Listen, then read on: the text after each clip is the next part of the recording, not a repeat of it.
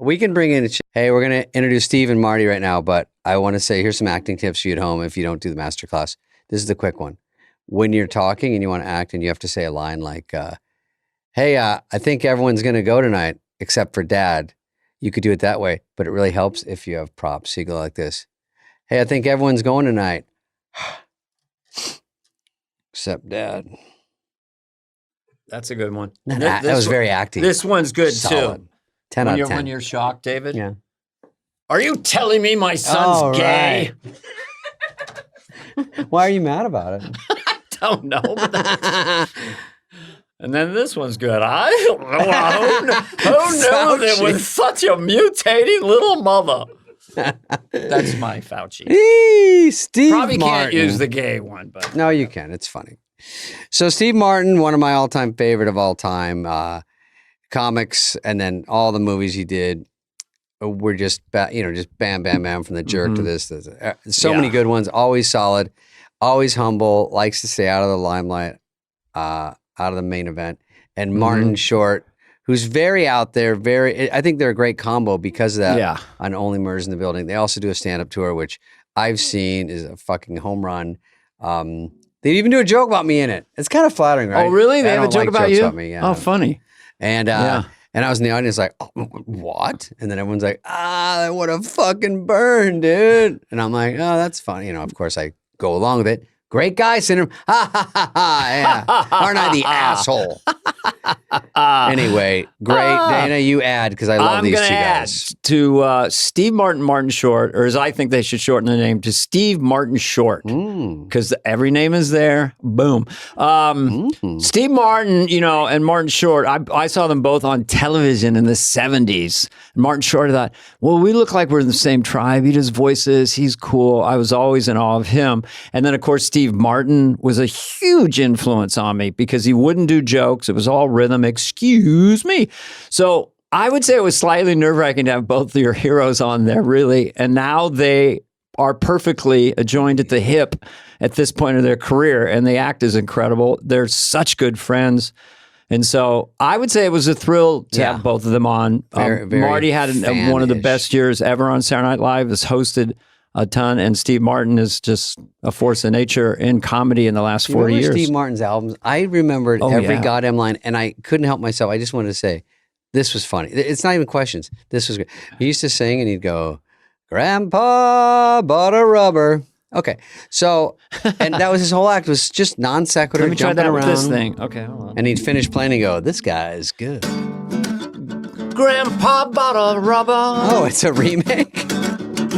Grandpa bought a rubber. That was Steve Martin with a little jazzy Homage. thing. Yeah. Okay, guys, here they are. We don't waste your time anymore. These two geniuses. We want to be longer than the actual podcast. I That's our goal in the close. intros is that it's literally they have the cadence. People calls. keep going. Okay. We have to won't. They're still talking. Just we don't get to the real thing. Oh, Say the guys. Who's not even on this one? They keep forgetting. All right, here they are. Go, go, go.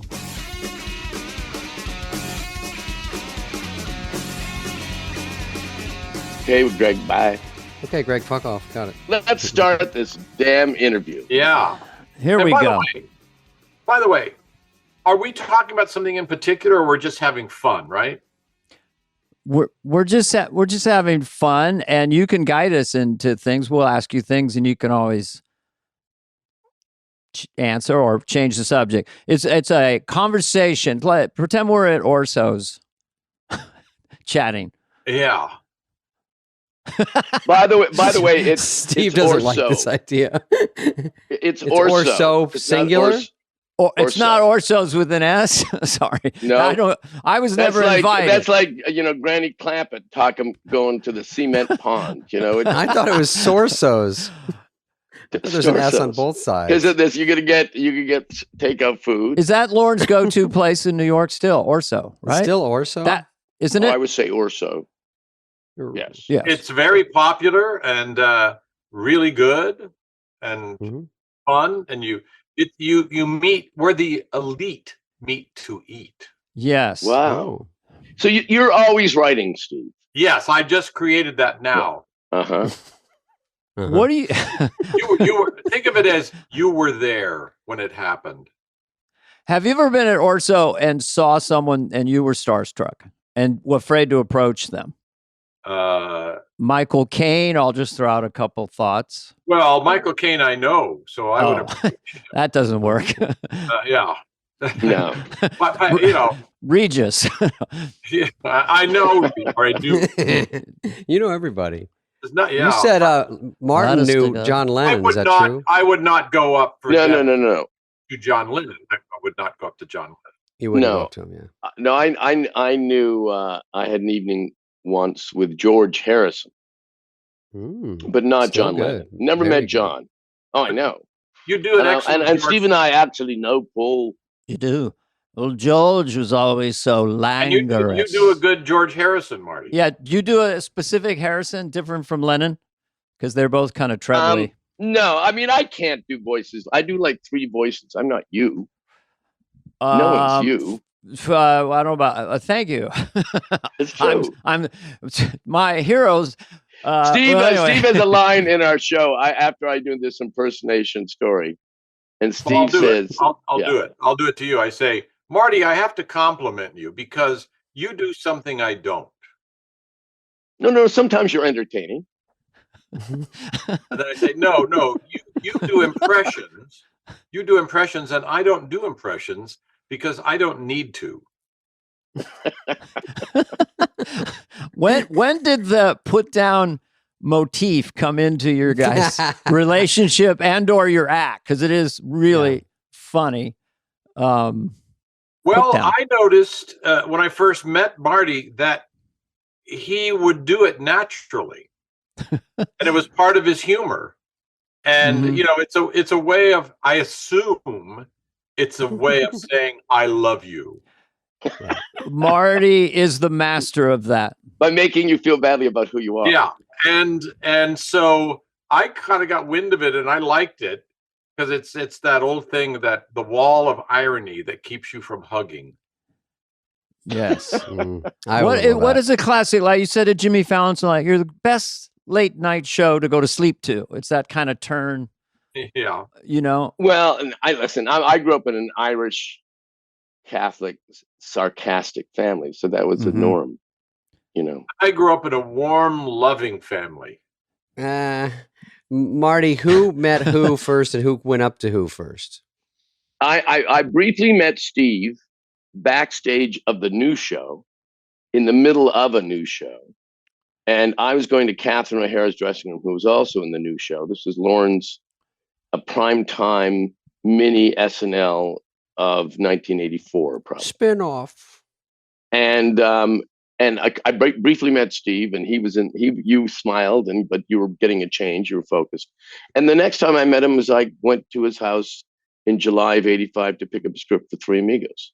Whoa. Fucking 3 Amigos. And did you have to audition for him, or did you already have the part? He hadn't been invited. That's what's so No, exactly. Just knocked on the door. I did not audition, but I was not the first request, I told Marty when I gave him the script, I said, now here's your script. And when you read it and you come across Rick Moranis' name, just cross it out. Read it and take the third funniest part. That's yours. Is it satisfying to you guys that movie has gotten shinier and brighter as time's gone on? I mean, it was a hit. Say it. It was a flop. No, it wasn't. It was a flop. It was I didn't know middling. That. You're thinking. That's what you're thinking. I confess. It bombed horribly. I have to say. No, hey, how do you? They don't. It did fine, but it wasn't like I kept thinking, oh, this is going to kill him, and then it didn't kill him. And then about 5 years ago, I got a call from Empire magazine in England. It was a movie magazine, and they said, we want to put you guys on the cover, and I said, why? And they said, because it's the 25th anniversary of 3 Amigos. And it broke even. And today. I thought, it finally broke even. And I thought, really? I didn't even know it was, venerated, I guess. Fuck yes. Oh my God. I grew up. That's an unreal, unbelievable movie. I don't know how to describe those kinds of movies that don't get made anymore, but would silly be one of them, or more overtly funny? I mean, there's something about Well, Three Amigos. Steve and I were talking about this the other day, that when we were promoting Three Amigos, we were on the Today Show, and Brian Gumble said to Steve, "Now, what would you say if people say this film is just silly?" And Chevy said, "Oh, funny." And Chevy said, "Oh, by the way, I make $6 million a movie." I could buy and sell this place or something like that. Oh my God. Chevy was on this, Steve, and he was we loved Chevy, and you just never know what you're getting. And we definitely did not know what we were getting while we were getting it. And he was saying so many funny things. I wish we filmed it, because he was pretty crazy, and he was going after me and Dana the whole time. But I thought it was hysterical. Truly, no offense, Marty, one of the funniest people I ever met. You know, off stage, I'm talking off stage. He's funny on stage, but off screen, he was hilarious. Is hilarious. Mm-hmm. I mean, I can't even tell you the stuff. He once, okay, here's a Chevy story. We were this is 1989, and it's the AFI tribute to Gregory Peck. And there's all these tables, and Gregory Peck is getting honored. And we're all excited. And my wife, Nancy, and I go with the Chases. And at one point, Charlton Heston gets up and says, "I guess you could say, Greg, that I've been one lucky guy." And Chevy, without looking up from his steak, screams, "I'll say." And, Heston gets thrown, and he looks around, Another Chevy story is, Marty used to throw an annual Christmas party at his house, invite all his friends. And the deal was that everybody had to get up and do something. And sometimes, people would prepare, they wouldn't prepare, they'd sing a song. And I worked on a banjo song for a year. All right. Old Lang Syne, as a matter of fact. I worked on it for a year. Wow. And Chevy was there. And I knew he had nothing. How did you know? And so I tell you, just know. What are you going to do? Just know. I don't know. I don't care. So I do my thing and whatever. And then they call Chevy up, and he starts off like this. He said, "You have to forgive me." And I know he's ad-libbing this. "You have to forgive me. I'm a little depressed tonight because I lost my entire family." Who would have thought a plane would land on a boat?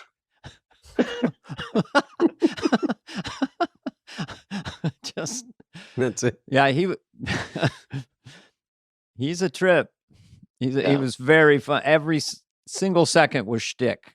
Spit takes, everything, very pornographic material, everything nonstop. And by the way, Steve, I gave up on Old Lang Syne about 8 months in. On the what? Guitar? Yeah, on the banjo. On the banjo? No, I'm kidding. Steve, do you detune on banjos? Because I detune on my guitar, or detune or take the G string, make it an E. That's my latest toy. Do banjos detune? It goes to, you can play it in D. You can tune it to D. You can play in D. You can play in G. And I used to play a lot in what they call double C on the banjo.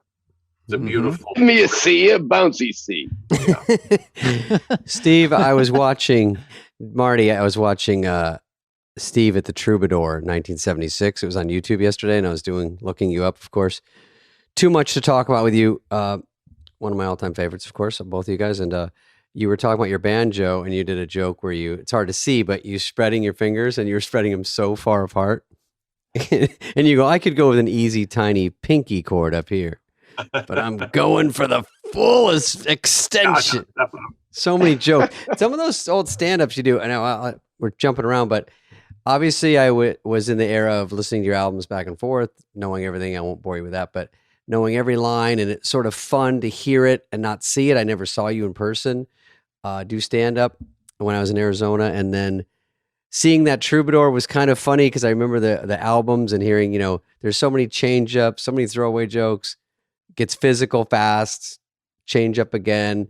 I didn't really know. Now that I know more about stand-up, I didn't know. It was hard to put your finger on why I liked it, but then there's so many layers to it, and it's so smart and thought out. It's great. Well, I think actually, because I was kind of physical, that the albums worked better not seeing what was going on, because it made you go, what's going on? Exactly. You Because you'd know, fade away like, from the it mic was- and go, more wine, or just do things, and I'd picture in my head, what is he doing? What's going?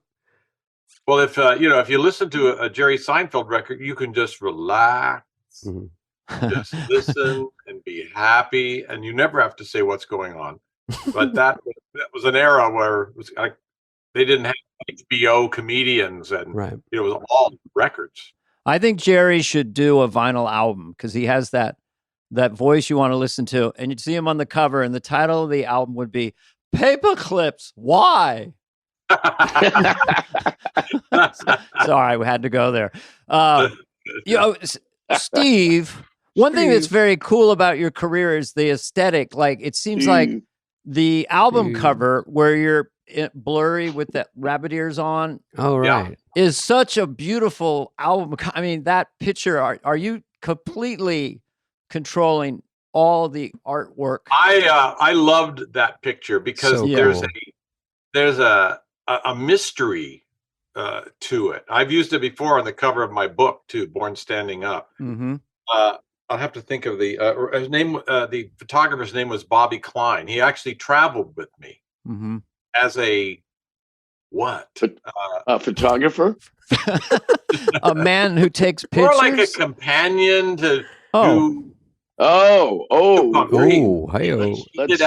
Let's explore this. He did acupuncture, and I'm sure he did. Crudité. Oh, he did acupuncture, all right. Oh, don't worry about that. You might feel a little prick. Well, that's what he told me it was. That's fine. Is it supposed to hurt like that? Is it not supposed to hurt? And and he took that photo, and I can't even describe the photo because it's almost I'm there but not there at the same time. It's a ghost-like image. So cool. Yeah, it seemed like serious about it rather than being a funny cover. I could talk about this all day. Really, all day. I just like the idea. I like the idea, which I've never heard of. You're there, but you're not there. That it kind of blows my mind. Well, listen, you were there at the moment I said it. Yeah. Dreamlike. Here's an interesting connection for me personally. So I see Marty on SCTV, completely blown away by his rhythms, his attitude. And the one I really stood out for me because it went on so long. You doing Robin Williams in the studio and climbing up the ladder, and then Steve, the blue spot bit. I saw you at the Berkeley Community Center at the height of that character you were playing, but the blue spot bit had no joke. It went on for 5 minutes. It's all about commitment and rhythm. And I won a comedy competition because I did a bit based on rhythm, and I'm sure it was completely influenced by you. It's called the blue spot bit. No, it was a single guy. What do? You work? You go to school or what? I'm in college doing this, but it's interesting for me that my two favorites now are a comedy team at times, Yeah. It's sort of interesting. It's 40 years later, there they are. And it makes sense to me because you guys just have this, I don't know what you call it, magic. Marty, do you want to talk about the blue spot bit, or should I just continue talking about it? I want to hear about the blue spot bit. Well, to me, the blue spot bit was just remember, I keep meaning to get to a lot of your work, but I'm busy. You have no idea what I'm talking about. I love Not this. a clue. I love that you're calling it the blue spot bit. Like I'm so excited. What is it called, Steve, in your world? It's the blue spot bit, but it's it's a track. It leads to excuse me. That's what. Yes. That's right. Right. It was all about the arrogance. That's what just made me laugh so much. The arrogance of being insulted because you can't get a blue spot. I'm trying to play a banjo song and I need a blue spot. And I can't. So I'm an artist now. You're talking to the lighting man. Yeah, in the middle of your show. You have to build the anger and arrogance very slowly. First, it's really casual. Can I get a blue spot? Could I get a blue spot? And then it just builds and builds and builds. And then you wait. Don't you go red, blue or red? Doesn't matter. Do we have that spot? Did we have that? So, but the point is that since I'm on this podcast and kind of talking about myself and Marty, that arrogance runs through our comedy, I would say. Yes. Is my phone it's a fun angle. Are you hearing? Yes, here's a typical joke we do, Yeah. which is the same idea, where I say to Steve, Steve, can I just say what an honor it is for me to be standing on the stage? Let me just say, standing on a stage next to a man who's a comedian, a writer, a novelist, a playwright, and a legendary comedian. And I say, and let me say, what an honor it is for me to be standing next to the man who is standing next to that man. Oh.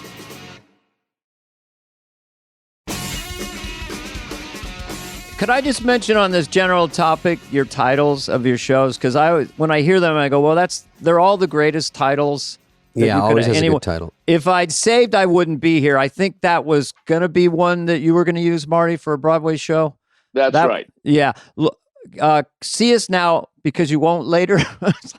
Or you won't believe what they look like now. I mean, all That's these are what it's so. That's the current. Yeah. show. One was Okay. one was going to be called 2 for the Price of 3.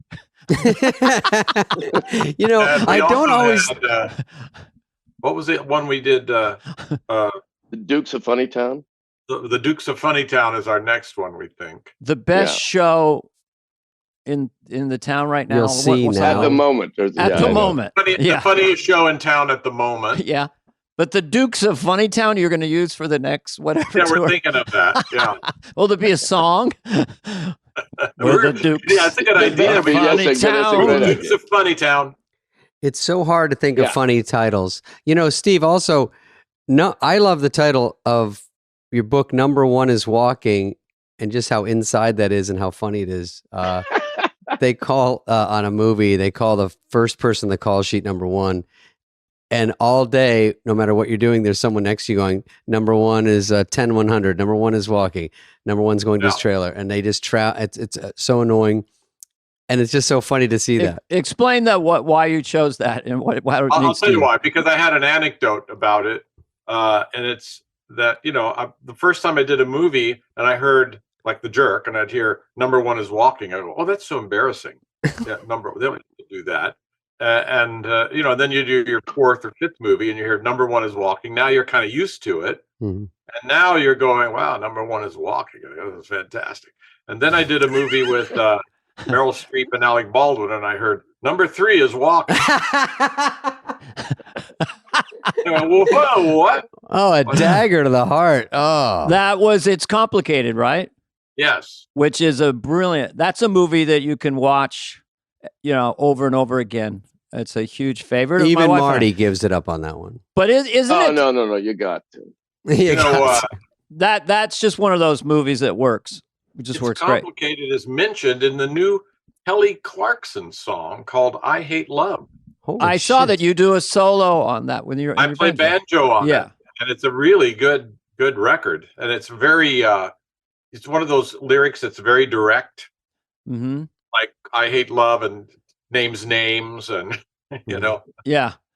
there's no metaphors. Yeah. Well, can I just ask you very quickly, because I'm just interested, like when you write, you're so-called writing your songs on the banjo, is that just from fiddling around literally for hours? Do you record them on an iPhone initially, rough drafts, or how I do they do. I come record. I'll find a little piece. Mm-hmm. By the way, I know this is not that you can cut this out because we will cut it. They're not even recording. Yeah, they've already. We stopped 10 minutes ago. I'll record it on an iPhone, Yeah. And once you get going into your process, no one's recording. and by the way, I'll keep going. Sometimes I'll do a video of my hands on the neck so I can remember how I got to that note or something.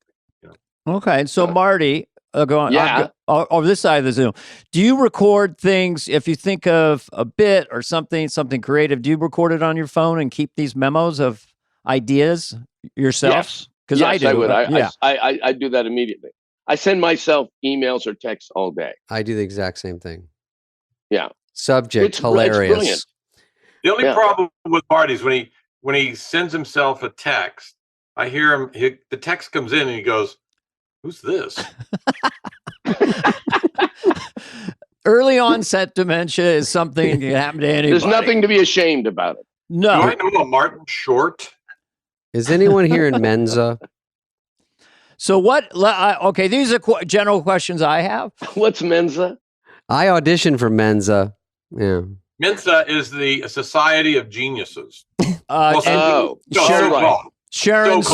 Sharon Stone is in Mensa. Yeah. And David I Spade. always think it's based on your IQ, and you Right. get in like 140, 138 or something like that. Ooh, just But missed when I hear people with high IQs, I go, yeah, but what have you done lately?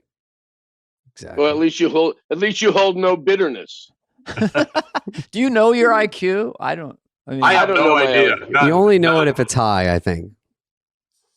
I just wanted to ask you guys this question. I don't have to force No one's it in, bragging but, about an 81. Go ahead, Dave.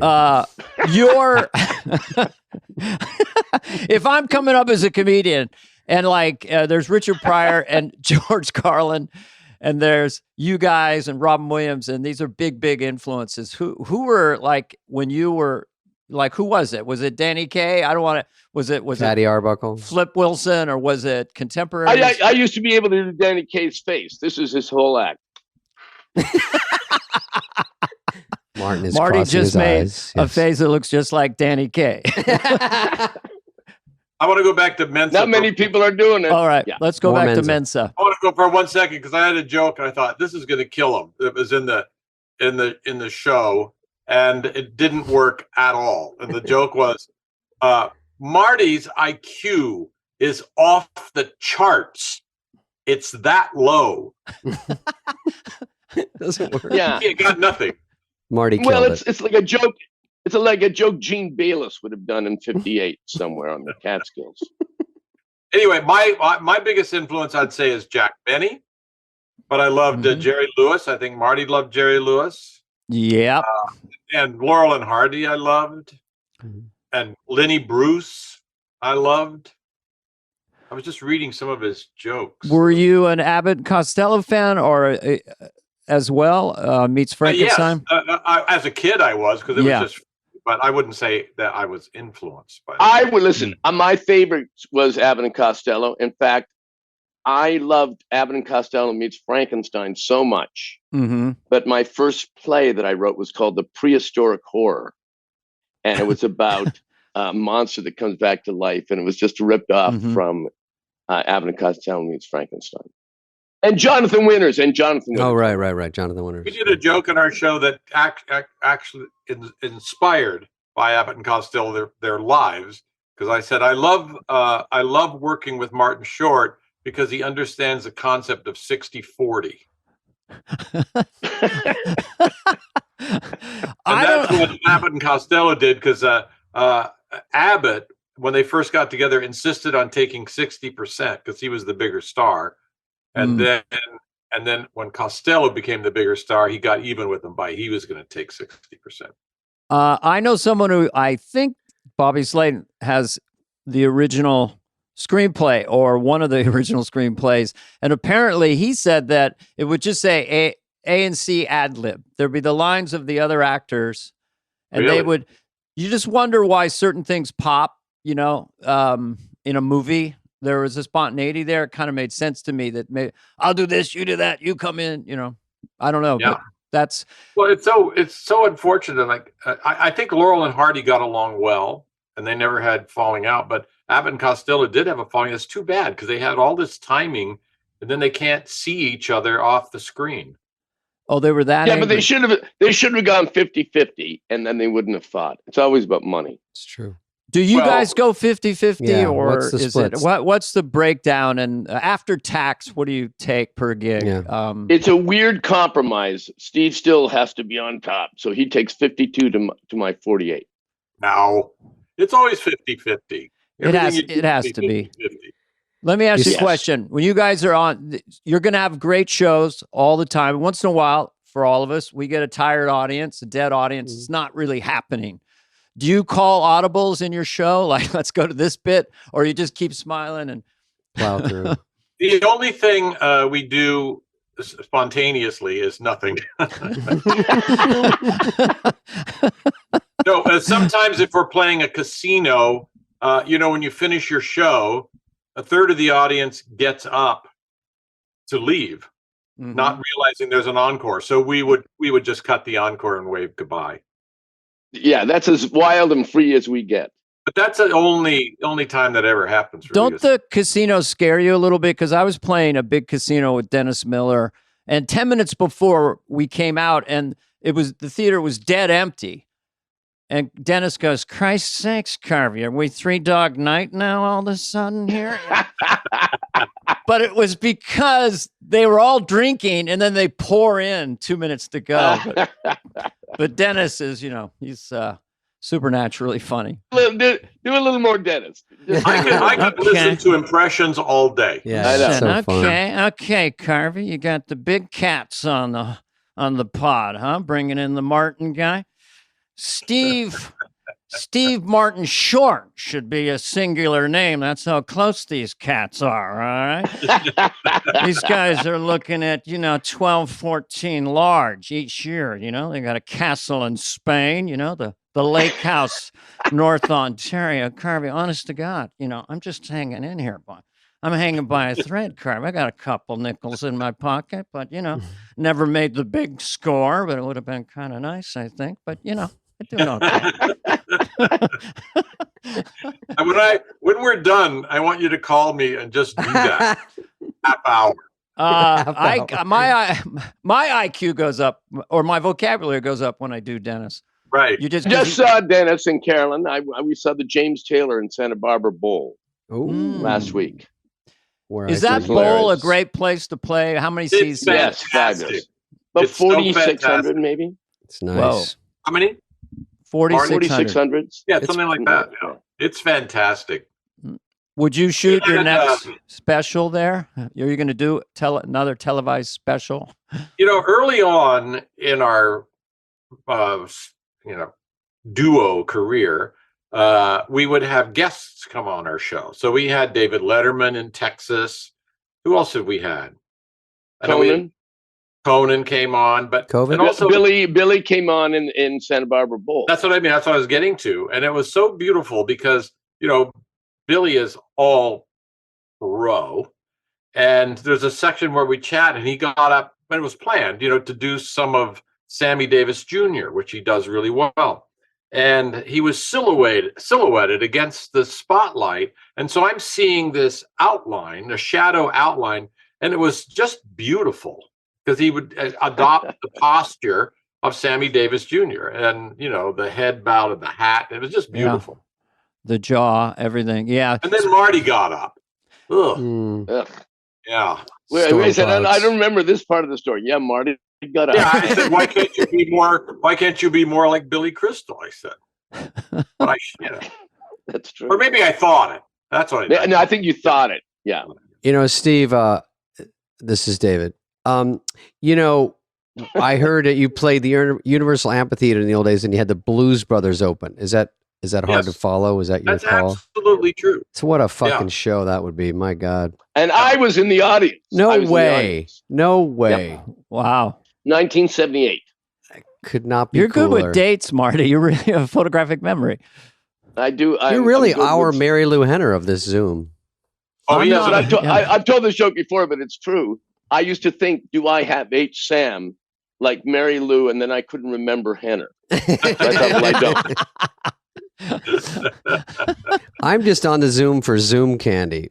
It's really about Dana. I'm just here for this. Look at that fucking hair today. Looks good. Guys, you do have a good head of hair, David. No, yes. We'll talk about it after. All three of you are very haired people. I had bangs till I was 60. And then I decided to go back. 60's late in the game. Yeah, it's that thing of you can't have bangs. Lorne always said, I never went boyish. So he didn't have to worry about aging out of boyishness. But what does a boyish person do when they're at this kind of age? Yeah. Okay, I'm way past 60, not quite at 7 decades, but I'm creeping up the ladder there, Anyway. Well, Mickey, you work with Mickey. Didn't Mickey try to stay young for a long time? Mickey Rooney. I was the #1 star in the world. You hear me? Bang. The world. Sorry, that's what he said every day, every 45 minutes down the hallway. The #1 star. But Mickey was 62 when I worked with him. He had an incredible amount of energy, and he was very, very bitter. And he lived to 95, so bitterness won't kill you. Paul Schaefer told me that during that show, he heard Mickey on the phone screaming to one of his kids, "You want to do your own thing? You know what I call it? Your own broke thing." You know? I know Carl Reiner directed him in one of his later movies. And he said, "I just hated him." Carl did. It was me, him, and Nathan Lane. Nathan Lane's first job, my first job, and with Mickey Rooney and Scatman Carruthers in Rockefeller Center, 6th floor. Kooky. Well, wait a second. When did am I confusing the Paul Schaefer when he worked with him? I don't know when he worked with him. Would it have been after one of the boys? Oh, it was a year at the top in the 70s. Listen, a lot of your stories aren't checking out. Okay. See, he got flush. He was doing Sugar Babies on Broadway, getting $50,000 a week, and then the TV show they're giving $50,000 a week, and he'd been broke for decades. So he always carried like $5,000 with him, at least in cash, and he'd put it under my face and go, "Think I can afford lunch?" That's what I do. Did you ever hear the story? When I was doing the producers, guys who were in that cast had just done The Wizard of Oz with Roseanne as the witch and Mickey as the wizard. And they were on tour. And one night, Mickey kind of went blank near the end when he's sending them back to Kansas. And he says, "And you, Dorothy, and you, Tin Man, and you, Scarecrow, and you." He looks at the line and just goes, "The bear." That's the line he forgot. I'm trying to think of I have a Scatman Crothers story. Oh, good. I want to hear it. But I'm trying to think of, when I was a kid, I'm 12, and Fats Domino was a big star. What was this big hit? I'm blanking on it. It's like Fats Domino. It's not the twist. Not the twist. Not no. That's Chubby Checker. Ain't it something? Ain't it a shame? Ain't it a shame? Got it. And Bing, so bing. There was a record company called Tops Records, TOPPS. And what Tops Records did, if there was a hit, they'd go, "Ain't that a shame?" And you go, "Oh, I'm going to go buy." And it's so much cheaper to buy for the song from Tops Records. And then you take it home and it's Scatman Crothers and not Fats Domino. So you'd think you'd be buying, "Don't Walk Away, Renee" by so-and-so, but it'd be by somebody else. That'd all be covers. And so that's my story. Well, my Scatman story, I think I've told it, but Jesus, that's your story? There's more to it, right? It's my life story. And thank God best. Thank God me hosting Kimmel got canceled. Yeah. Saving that one. You were advocating for the strike. Yeah. So Steve was going to be. I was going to guest host for Jimmy, and Steve was going to come on this summer if there wasn't a strike. Yes, I see. And what happened with the strike? Yeah, what's going on? Well, yeah, I mean, I don't know. Can you believe it ended quickly? We have 3 different endings. Continues? Yeah. Can you believe it's still going? Aren't you glad it ended?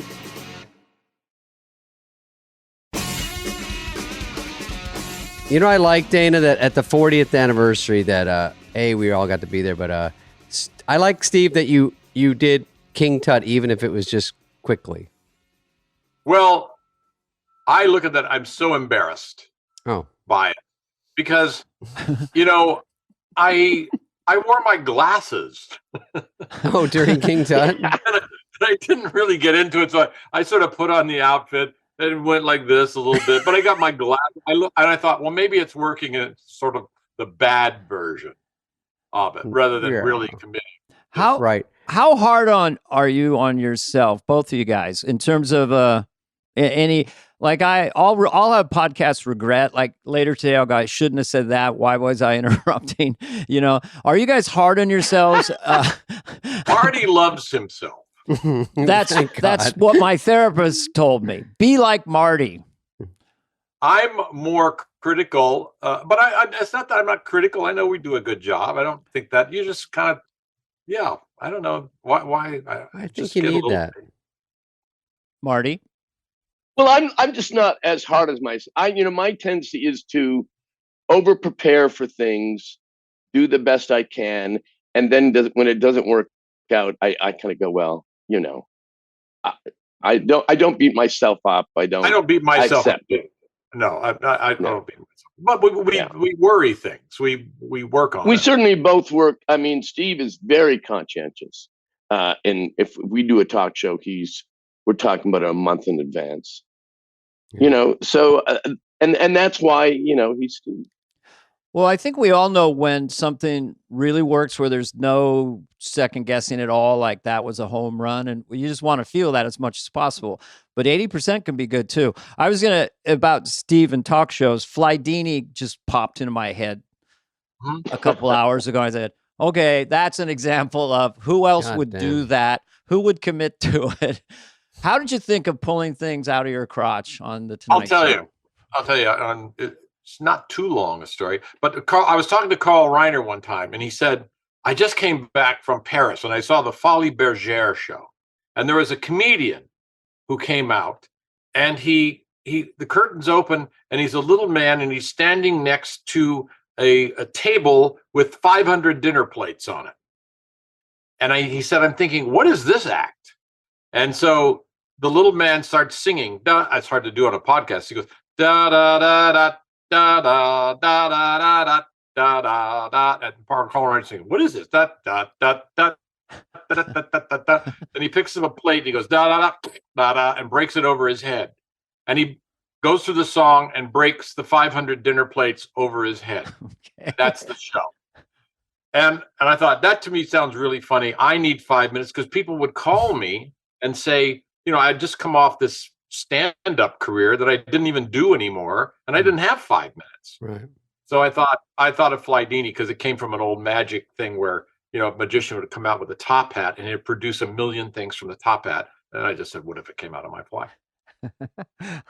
We thought of doing it in our show, but the preparation is so elaborate.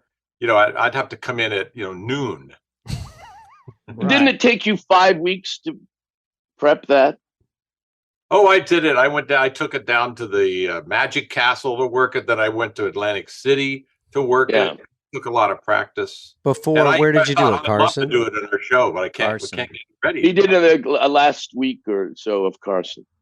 Oh, yeah, shit. Yeah, I remember Flydini. But he requested it. But you guys made me work hard on panel because it was, or as people know, talk shows, because always funny, always solid. And I don't think people realize how much goes into it. And so every time I would do it, I would at least really try, even if it didn't always work. But it is definitely a different muscle. Yeah, you guys extenuated the art form. I mean, Charles Grodin also did kind of something very, very unique and extremely funny. Oh, my God, yes. And Bob Einstein, too. Yes, yes. But you two... My fantasy is to go on a talk show and have nothing prepared. I think I could do it. Oh, I'm sure you could. It wouldn't be any good. I mean, look how good I am right now. Yeah. You tell that one story about the thing. But no one thinks that no one thinks anything is prepared. So when you ask a normal person, that's true. I like when you go on Ellen and you were talking about your car accident. I go, why do you think she asked me about my dog and then a car accident and then if I saw a bird recently? Yeah, I always like it's coincidence. Yeah, who was really good at it? I think somebody it was maybe Jay literally go.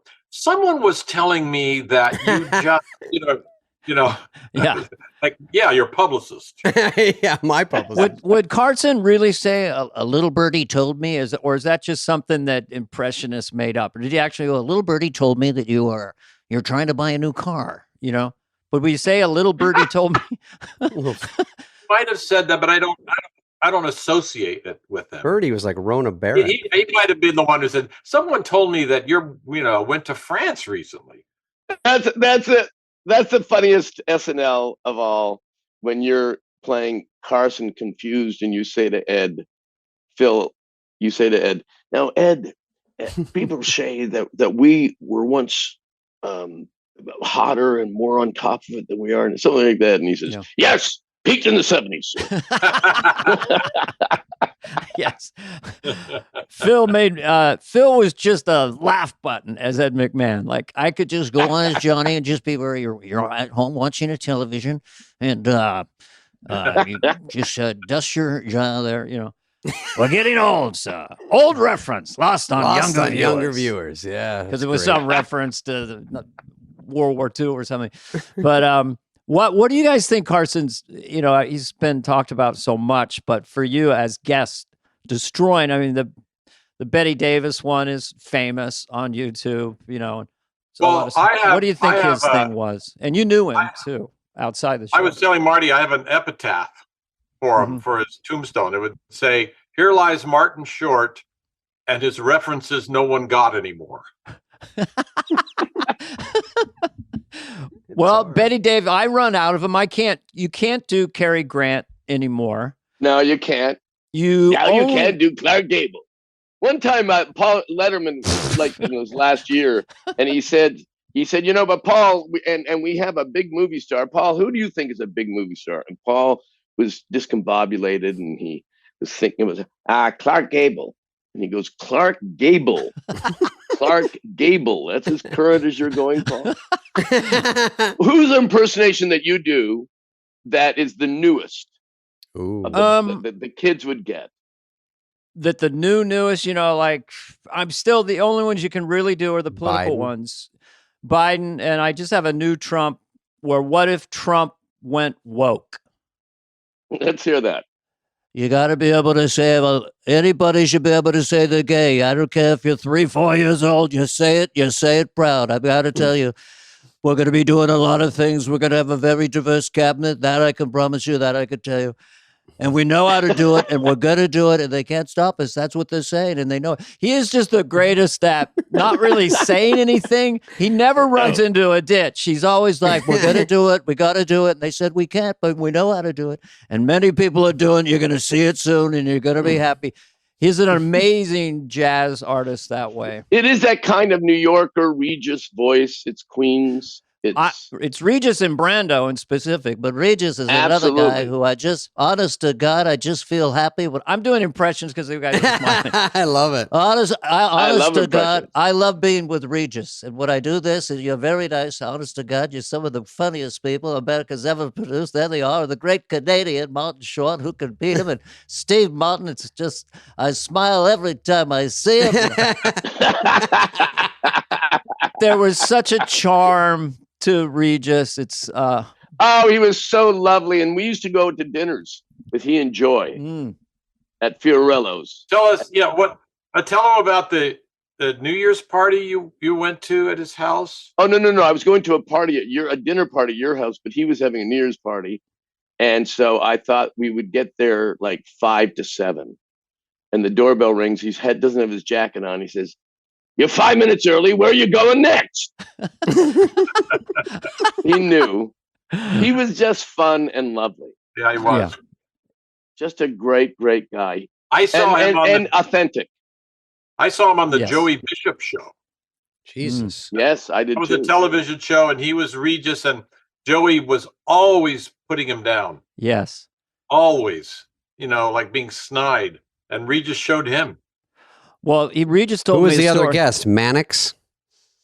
Yeah, something like that. Regis said, Regis was a crooner, and so on the Joey Bishop show, for whatever reason, he got up and sang a couple songs, and someone at some record company gave Regis a deal. Like, we want to make an album with you, Regis. So Regis went in to tell Joey Bishop, could you believe it? They want to do a thing with me. And Regis is telling me the story and said, Joey Bishop just said to him, that's not true. That never happened. No, you don't have a record deal. Just his ego was so tweaked. Yeah. I can't do a Joey Bishop. Joey Bishop. No kidding. No kidding. Yeah, and Eddie Bishop. That motherfucker. We should have more bitterness. Yeah. We should work on that.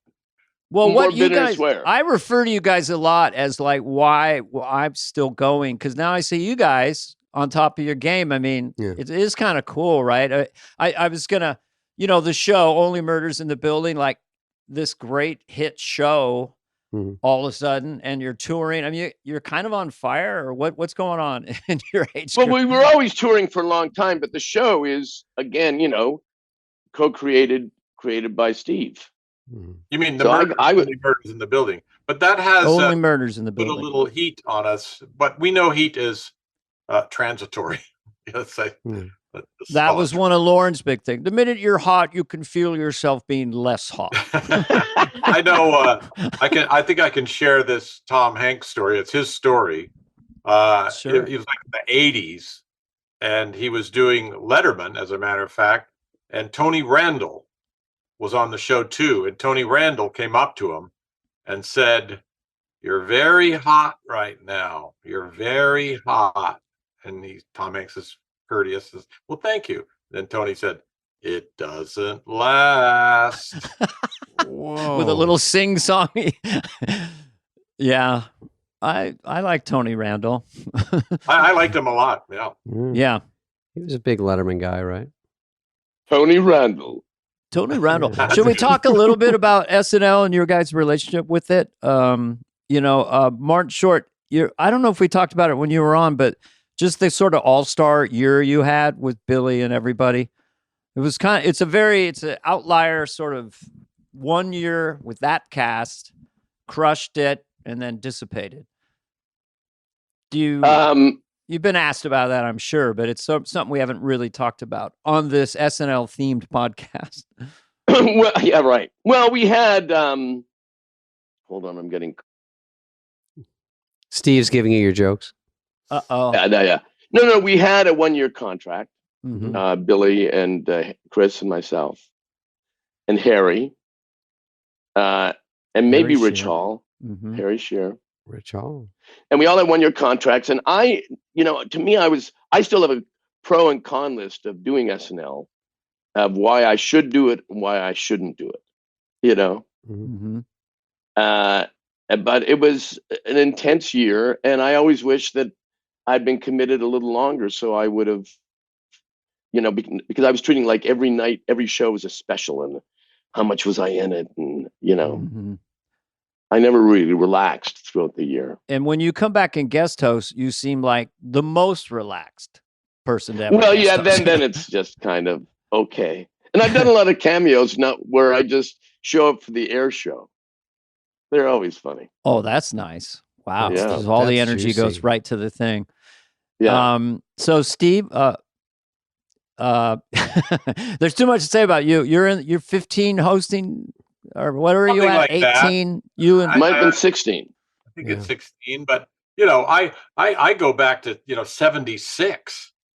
I saw them. I think I saw all of them. And Alec Baldwin did his 16 hostings or 17 in like 2 years. Oh, he was my third show. His first show was my third show. So yeah, he was probably 90 was his first one. 91. Yeah. Mhm. Oh, I think Alec Baldwin is great on the show. He does voices, he does characters. He's funny. Perfect. Yeah, he's perfect. When he came in as a full-blown movie star, obviously incredibly handsome, and just rehearsing. Are you talking about me right now? This was about David. No, Alec Baldwin. Oh, Alec Baldwin. Sorry. Yeah, sorry. And no one had ever said this to me. We were just in the rehearsal, and I go, well, how you doing? He's had all these movie offers. Oh, I don't want to do those. I want to do this. And he had done a bunch of movies, and he's on his path to movies. It's so interesting. And then he goes on, and he's this brilliant sketch player and incredibly funny. That's what's fantastic. Yeah, that was the twist. It's like, oh, he really knows how to do this. Yeah. Our last hosting, Marty and I did. Well, it was the only time we ever hosted together. Really, it was the last Christmas, and it went over well. We were very happy with it, and the monologue played great. And I said to Marty, Marty, that was a hit. That was good. And they might, because it was a hit, ask us to do it again next year. And if and when they ask, and before you say yes, just remember, we worked on our monologue for 3 years. It's true. Highest rated show of the year, Dana. I think we read that, or Lorne told Yeah. us. A little birdie told me. And then Steve and Marty come in, and it's like the highest rated show of the year. And then it's that thing where you say, so what have we learned? Do you guys have favorite Lorne quotes? Because he's famous on the podcast. He's beloved. Even cast members who may have had some dysfunction on the show or left it a little early, as time goes on, love Lorne. And really, a lot of people wish they'd stayed longer, you know, because of just. But anyway, he's an enigmatic character. He's the one and only Lorne Michaels, and you two are two of his very, very best friends. So I'm what's trying the to inside think. scoop? You know, Lorne. I just think of Lorne. I remember going to his apartment in May of '84 to discuss Three Amigos, 88. but also to discuss, the possibility of what if he went back to SNL and what if I also went back, even though I just. And finally, I said, "Well, Lorne, how would I don't understand? How would I do another season of SNL and shoot a Western?" And just said, "It's called scheduling." It's been done. Very, very Lorne. God, if you'd gone on, we could have been on the show together, Marty. If you'd been That's on, true. that would have been. But fun. Lorne has, he can be effortless with any type of person. Whether you're comedians, he can be effortless with big business people. Mm-hmm. He knows how to get along with them and talk to them. I wouldn't, I wouldn't. Yeah. Well, the qualities that he has that lends itself to the job that he has is that Exactly. he has so he's many producer. gears, and he has an incredibly hard, spastic laugh. Because you would think of him as the image of being erudite, but as a laugher, he's like, when he laughs, it's hard. It's really a he thrill giggles. to make him laugh. Giggle too. Yeah. Yeah. Yeah. I think of him as a very joyful person. I do too. Yeah. Yeah. I think he loves his life. I mean, and it's such a great life, and being introduced to it, the house on Long Island, his incredible apartment, and Paul Simon's your best friend. I mean, it was just seemed like a magic. I mean, he taught me so much about life. I mean, I'm like in the '70s, late '70s, and he'd say, "Hey, we're going to Venice. Would you like to go?" And I go, "Why?" And he said, "Well, it's a vacation." I said, "Well, vacation." So anyway, I end up going, and then and I'm enjoying myself, and then we go to lunch on the canal in Venice, and the lunch lasts 2.5 hours, and I thought I would have never done this I would eat in 20 minutes and be out the door, and this is so much fun, just sitting here talking and laughing, and he introduced me to being sociable. Oh, so is it because of Lorne that you're so really loose now? Mr. Casual. Dana, I have a question for these guys. Sure. I know we got to wrap it up soon, but I having a fucking blast.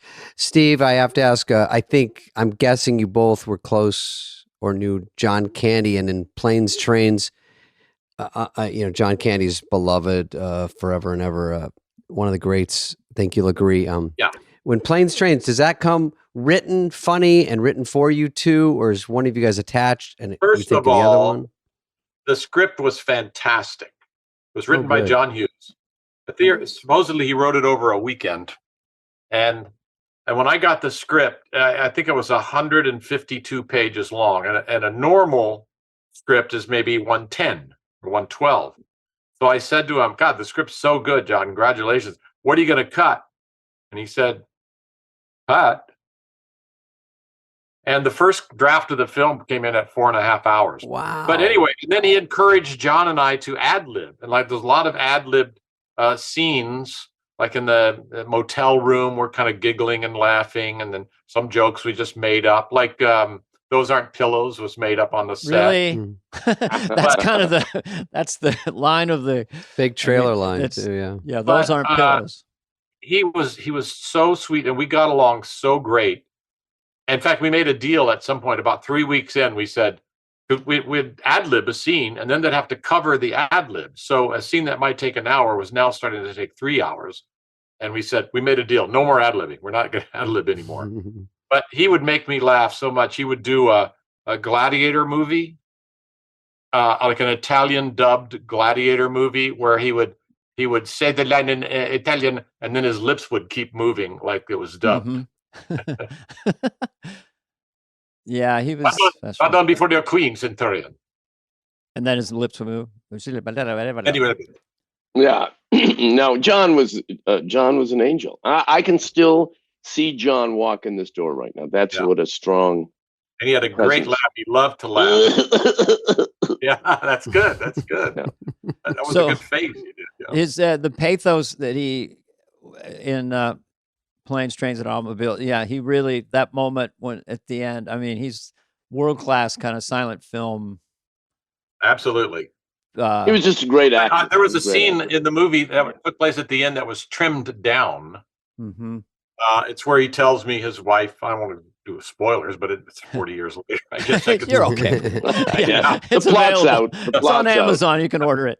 Okay. But anyway, I was 2 feet across from him doing the off screen. And I thought, I'm seeing one of the great performances I've ever seen with his speech. I got to be there. Of course. Yeah. Jesus. That's why SCTV had such an all-star superstar. Who was your gang there? I mean, it was like Andrea Martin, Eugene Levy, Catherine O'Hara, Dave Thomas, Joe Flaherty, Rick Moranis. Damn. That's back when you could do a show with only 7 people. You don't need 30. That's true. Before Eugene Levy is now doing a travel show. It's really fun. Yeah. Is it true that he just never wanted to travel? But go ahead. That whole group is astounding. You can't believe that it all happened.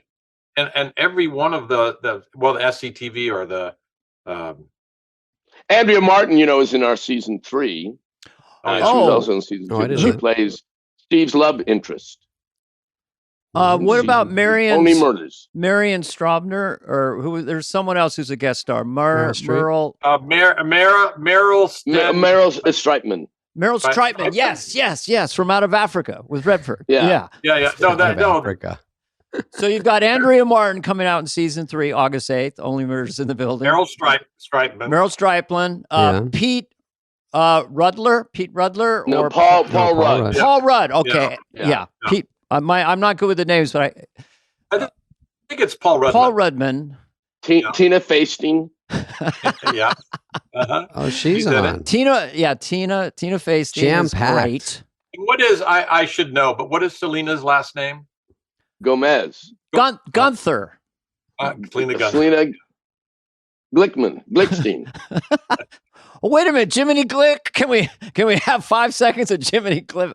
I mean, that character is also. I'm so excited to be with you 3, who I don't really recognize. I love when he went to the whispering kind of high part. Very high. Yeah, very when it's soft. incredibly cutting. So you couldn't hear anyone.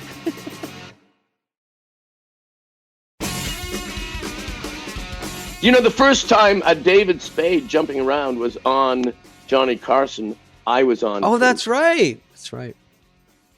I did my first stand-up. What do you mean about his memory? It's uncanny. I couldn't tell you who I was on with. Well, because I'm more open to people and things. Steve, when Helen Reddy was that is that who was on with you? When I was on, Steve, it was 2 months before he quit and quit, and I got my 6 minutes together, and when I went out there, Jim McCauley, I've told this story, but Jim McCauley was the booker. Steve, you might remember him. Maybe you didn't deal with him, but for us new guys, and he goes, you go out there, you do your jokes, there's a little dot, you say it, and you get the fuck out of there. And I go, well, what if Johnny says, come over, because I heard something. And he goes, he's not. Just turn around and come back to me like a puppy, right? So I go. By the way, that was a myth. That I think maybe it happened once that Johnny invited somebody over and it got this legendary thing that you get invited over or not. It was always planned. Always planned. See, I didn't know. I knew if I was doing panel or not. I always knew that. So Johnny knew ahead of time when Drew Carey came over, he knew he was going to have him over. Well, I believe so. I mean, I'm just Interesting. guessing from my experience, but it wasn't spontaneous like that because you had to have material. Well, I think, I think you would say, here's my act. And then you go, here's 2 extra jokes, maybe in case you go over. Like he has some card that gets to say, I heard you recently bought a new car. So, so that's, I would believe that. I was so new, I didn't know anything. I just knew that was the rumor. And then you also, once you sit down, within 5 seconds, you get your own sitcom. So I thought, oh, I guess that's what you want to do is get blown up. So I go up, do my stuff, and I turn to leave, and Johnny's there with Martin and Ed, I think. And one of you guys said, oh, he's good. And have him come over. And then I just left. And Johnny goes, he's too nervous to look over. He's not looking. Okay, well. And then I get backstage, and Jim McCauley goes, what the fuck? He wanted you to come over. And I go, you told me not to. You told me to go back in the curtain. I didn't want to get in trouble. And then he goes, well, I guess I'm wrong then, because you're giving evidence that. Well, I think Martin was helping. Here's how great Johnny Carson was, and I'll give an example because I was on with Merv Griffin, by the way, who was the loveliest guy in the world, sweetheart guy, but didn't have the comic timing of Johnny Carson. So I'm a young comedian, and I have one bit where I say, gee, I just bought a new car, a 65 Greyhound bus. I put a new dog on the side. That's kind of then it goes on. That was going to be my panel. Yeah. So he says, I hear you bought a new car. I said, yes, I just bought a new car. It's a 65 Greyhound bus. And he says, now why on earth would you buy a 65 Greyhound bus? And I'm dead. I can't say, well, I put a new dog on the side. It's funny. When I did my first one, I had a car bit. Martin, what were your favorite 5 jokes I did on that set when you were there? No, when I was there. So Steve, I said, the one thing it wasn't a joke, but it was like you were capturing a whole theme in a group because you kept saying, okay, who likes dating? That's right. Steve, I'd say my first joke was, I got a new car. It's not really new. It's an old UPS truck. I got it so I can park wherever I want. That wasn't bad for being very new. And I think I did it. And Johnny told me later it was a real rib tickler. A rib tickler? No, he didn't. But when he came backstage afterwards, he knocked on my door to say, good job or something. And I had my shirt off. I was so scared. I was changing. And then I had Pepto-Bismol in my hand. And he said, Pepto-Bismol, I don't touch the stuff anymore. He said some joke about it. And then he walked away. But very nice to come back and say, good job. Yeah. And yeah, that is nice. Didn't Johnny have a double blink and a double pencil tap as also an affirmation? They'd cut to him after the comedian. He'd do a double blink with his eyes and tap a couple times. I don't know. Maybe I watched too much late. It sounds funny. Maybe. Christ sakes, Carvey. What do you? It's like the Zach Gruder film there, looking at all the It's a Johnny. fucking film. Okay, so you guys, what's early on? What was the best compliment you ever got? Because I got a great compliment from Steve at one point, and then a really nice email from Marty that I was meant a lot to me. What did I say? Mm-hmm. Yes, I remember very specifically. I was just ran into the hall. I had been doing Regis for a while, and you just stopped me and you said, yeah, you're Regis. It's like at a genius level or something very, very nice. No. So I never forgot that. And Marty, who's such a kind man. You forgot it. After the 40th, the Wayne and Garth sketch went really well. And he just sent me a very nice note about that. So you remember those things. So I just wonder, you guys, at what various times of your career, someone, like I found out once as an example that Gene Kelly was a huge fan of mine when I was doing George Bush Sr. That was weird. So you guys must have had stuff like that. Like I had one that's it's oblique, but I was doing the Tonight Show very early on. It's like 1973, something like that. And I'm in the makeup chair, and the makeup, in those days, your makeup was like inch thick. Yeah, it's crazy. Television. Analog television. Adjusting your arrow. Your color would be completely changed. Anyway, so the makeup guy said, Jack Benny likes you. Wow. And I said, what? Wow. How do you know that? He says, well, he mentioned he was here in the chair last week and he mentioned you. I said, how does he even know who I am? Because I just really hadn't been around, but it was a real compliment. About, really? Wow, that's surreal. Because he's my hero. What was it? It just his timing and his rhythms. I mean, he's brilliant. I don't know that timing. I don't even know what that is. I don't know. Just his jokes. Even if you listen to his old radio show, the jokes are still so funny. I mean, I try to repeat them and they don't land. But I mean, like, wow. I won't go into it. Don't do it, Steve. Please, You'll Boris. regret it, and they'll just cut it out. I know they will. I heard he was the least jealous comedian. Like if someone was killing, Jack would be. Isn't he great? Isn't he wonderful? That was important. That everybody on his show was really funny, from Mel Blanc to Dennis Day. Mm-hmm. And I always read he understood that it's his show. So if somebody else is getting laughs, that's fine. It all helps the show. Yeah. You know? Marty, did you ever meet Jerry? Well, you must have run into Jerry Lewis. I met Elizabeth Taylor, who said, "Oh, I'm a big Clifford freak." Clifford. He was a Clifford freak. The 10-year-old whatever boy. that meant. Yeah. And then when I was introduced to Sinatra by Dinah Shore. Oh boy. And now Paul Dinah Schaefer Shore. maintains I made this up. I've made this up, but I didn't. All right. But Paul says, he doesn't speak in guys and dolls speak. You're making this up. But when I said, Don Shore said, this is Marty Shore. And he said, I know well of you and you're marvelous. Oh, that's So I know one. well of you, Paul isn't buying. Oh, marvelous is never used enough anymore. I'm going to try to start using that. I know well of you. And you're No, he didn't marvelous. say, I know well of you. That's out of guys and dolls. Yeah. Paul, it's not. Steve, can you still do a balloon animal? Oh, I can't even blow them up. You don't even know how hard it is to blow up one of those balloons. It is hard. It takes lung power. When I was doing it, finally, after night, I could blow them up, but they're not. Is that why they stretch them like that while they're talking? No, that's a talent. Go ahead. What? When you're talking with the balloon, you kind of stretch it while you're talking, getting ready for the trick.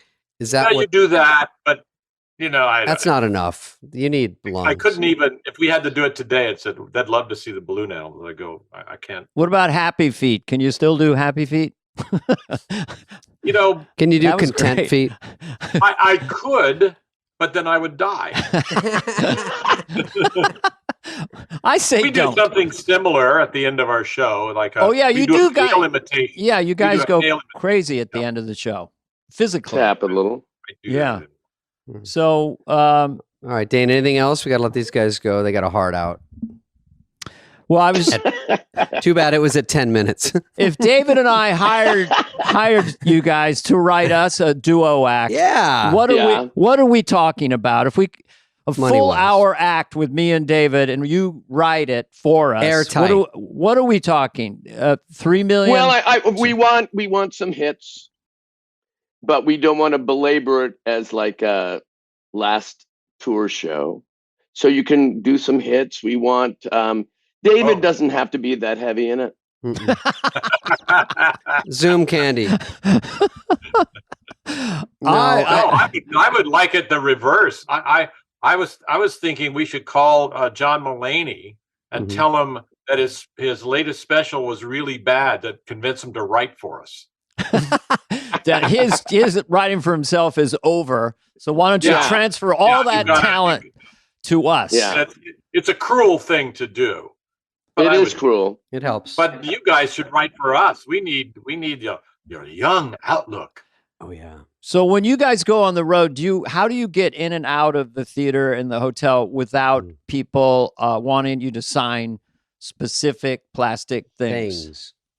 Well, I have a joke I do in the show, which I love. I say I love working with Marty. I love traveling around with Marty Short. No paparazzi. Now, there's always a few people, but sometimes we sign it. Sometimes we're in a hurry. Sometimes we wave. Yeah, we wave. Hi, how are you doing? They love waves. They love waves in lieu of signing and making their picture worth $700. When I followed you guys on the road somewhere, I think it was San Antonio, we did some whatever overlaps, but it does get me tired. You guys get tired on the road. It is hard, even if you have it easy. It's still hard, I think the most we've done is 4 shows in a row. Well, also there's In the 2 summer. of us. If I were alone, I couldn't do it. But the fact that there's 2 of us, it makes it easier. He's on stage sometimes. I'm on stage Right. sometimes. He does 20 minutes on his own. I do 20 minutes on my own. Oh, It's cool. And we have each other to bounce off and commiserate with. And if Yeah, it goes that is- badly, it's a joke. You don't take it Yeah. personally. So when you go back, you start normally, Marty, and then you go back. How do you stay kind of ready backstage? 20 minutes. Well, Steve does the first 5 minutes, then I come Then out, you do that. and then he leaves, and I do another 25. You're changing. You're changing outfits and clothes and all staying. I'm Oh. just sitting there with my banjo trying to warm up without annoying you. hammock. Yeah. But 2 does help the energy. It is a solo for an hour and a half is. It's unbelievable. It's pretty- The gift of having a partner. So Steve, you've been very busy. You have a new audiobook. The audiobook. With Adam Gopnik. Another funny title. Yeah. So It was a year of we chatted, talked, and then it was edited down to like 4 hours, something like that, 2.5 hours, I think. And Adam Gopnik's an old friend, a highly skilled writer about so many things, and intellectual, really, but with a charming gift in his writing. And so we just, I got a call from, I want to say it's not Patreon, it's sorry. Pushkin. Pushkin, sorry. Yeah, Pushkin with Malcolm Gladwell. And they said, would you like to do this audiobook? And I said, yeah, that sounds like fun. So it's so many Steves. Afternoon Steve So Martin. many Steves, it's called. Do you feel It's in a way, because of show business and AI and the web and everything, that you're busier in some ways, or as busy as anybody in show business wants to be if they have a little bit of leverage? Because you can do audiobooks, you can do podcasting, you can do. That's true. Yeah. It's insane the amount of dispensaries for. So how many things are you doing, Marty? You're doing Only Murders in the Building. I'm doing Only Murders in the Building, touring. some shows. And solo shows and touring with Well, Steve. of course, who will ever forget my Lumiere and Beauty and the Beast this year? Oh, that's but right. Beyond that, nothing.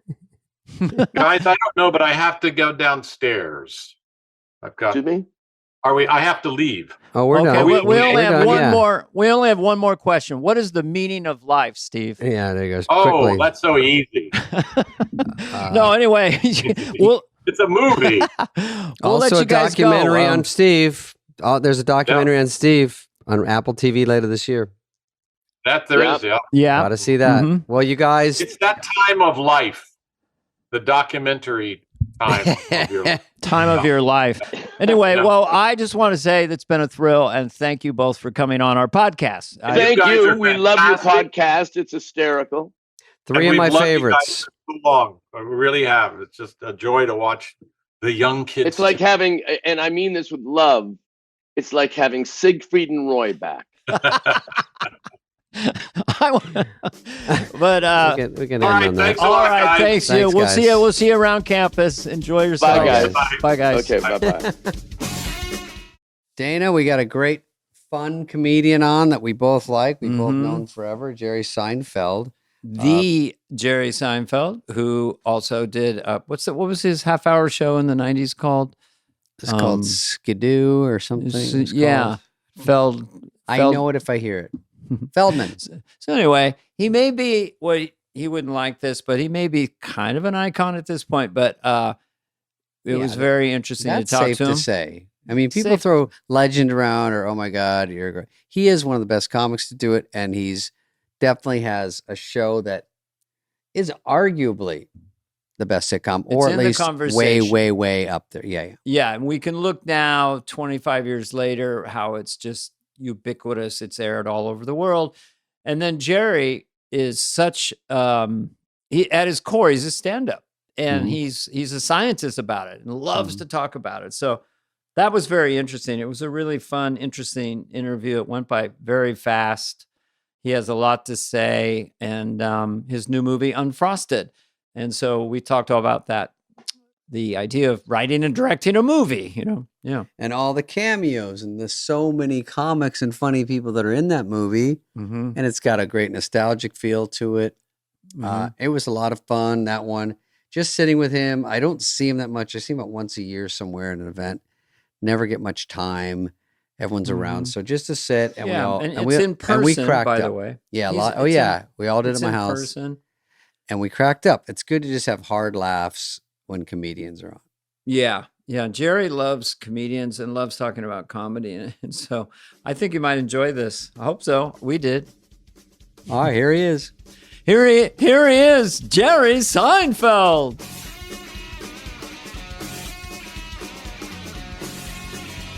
Men and women. Do you have any chunk on that? Yeah, I do. Well, in the olden days, I think Chris Rock, so you end with male-female relationships. Yes, At least I in the do. old The whole second half of my set is is marriage and kids. Did you start? Yeah. 10 minutes in. It's pretty good. we don't have a real start time. I had a piece. Sorry, buddy. Are you rolling? Yeah. Oh, good. How's your energy right now? 1 to 10. 7. Good. We had the premiere of the movie last night. I saw it. Which was, you were there? No, I saw the pictures Oh, you of saw you the with picture. your family. You were smiling so much in all the pictures. Because I'm done. I know. Almost. Almost. This Yeah, is kind yeah, of embarrassing, but I saw the movie twice. Wow.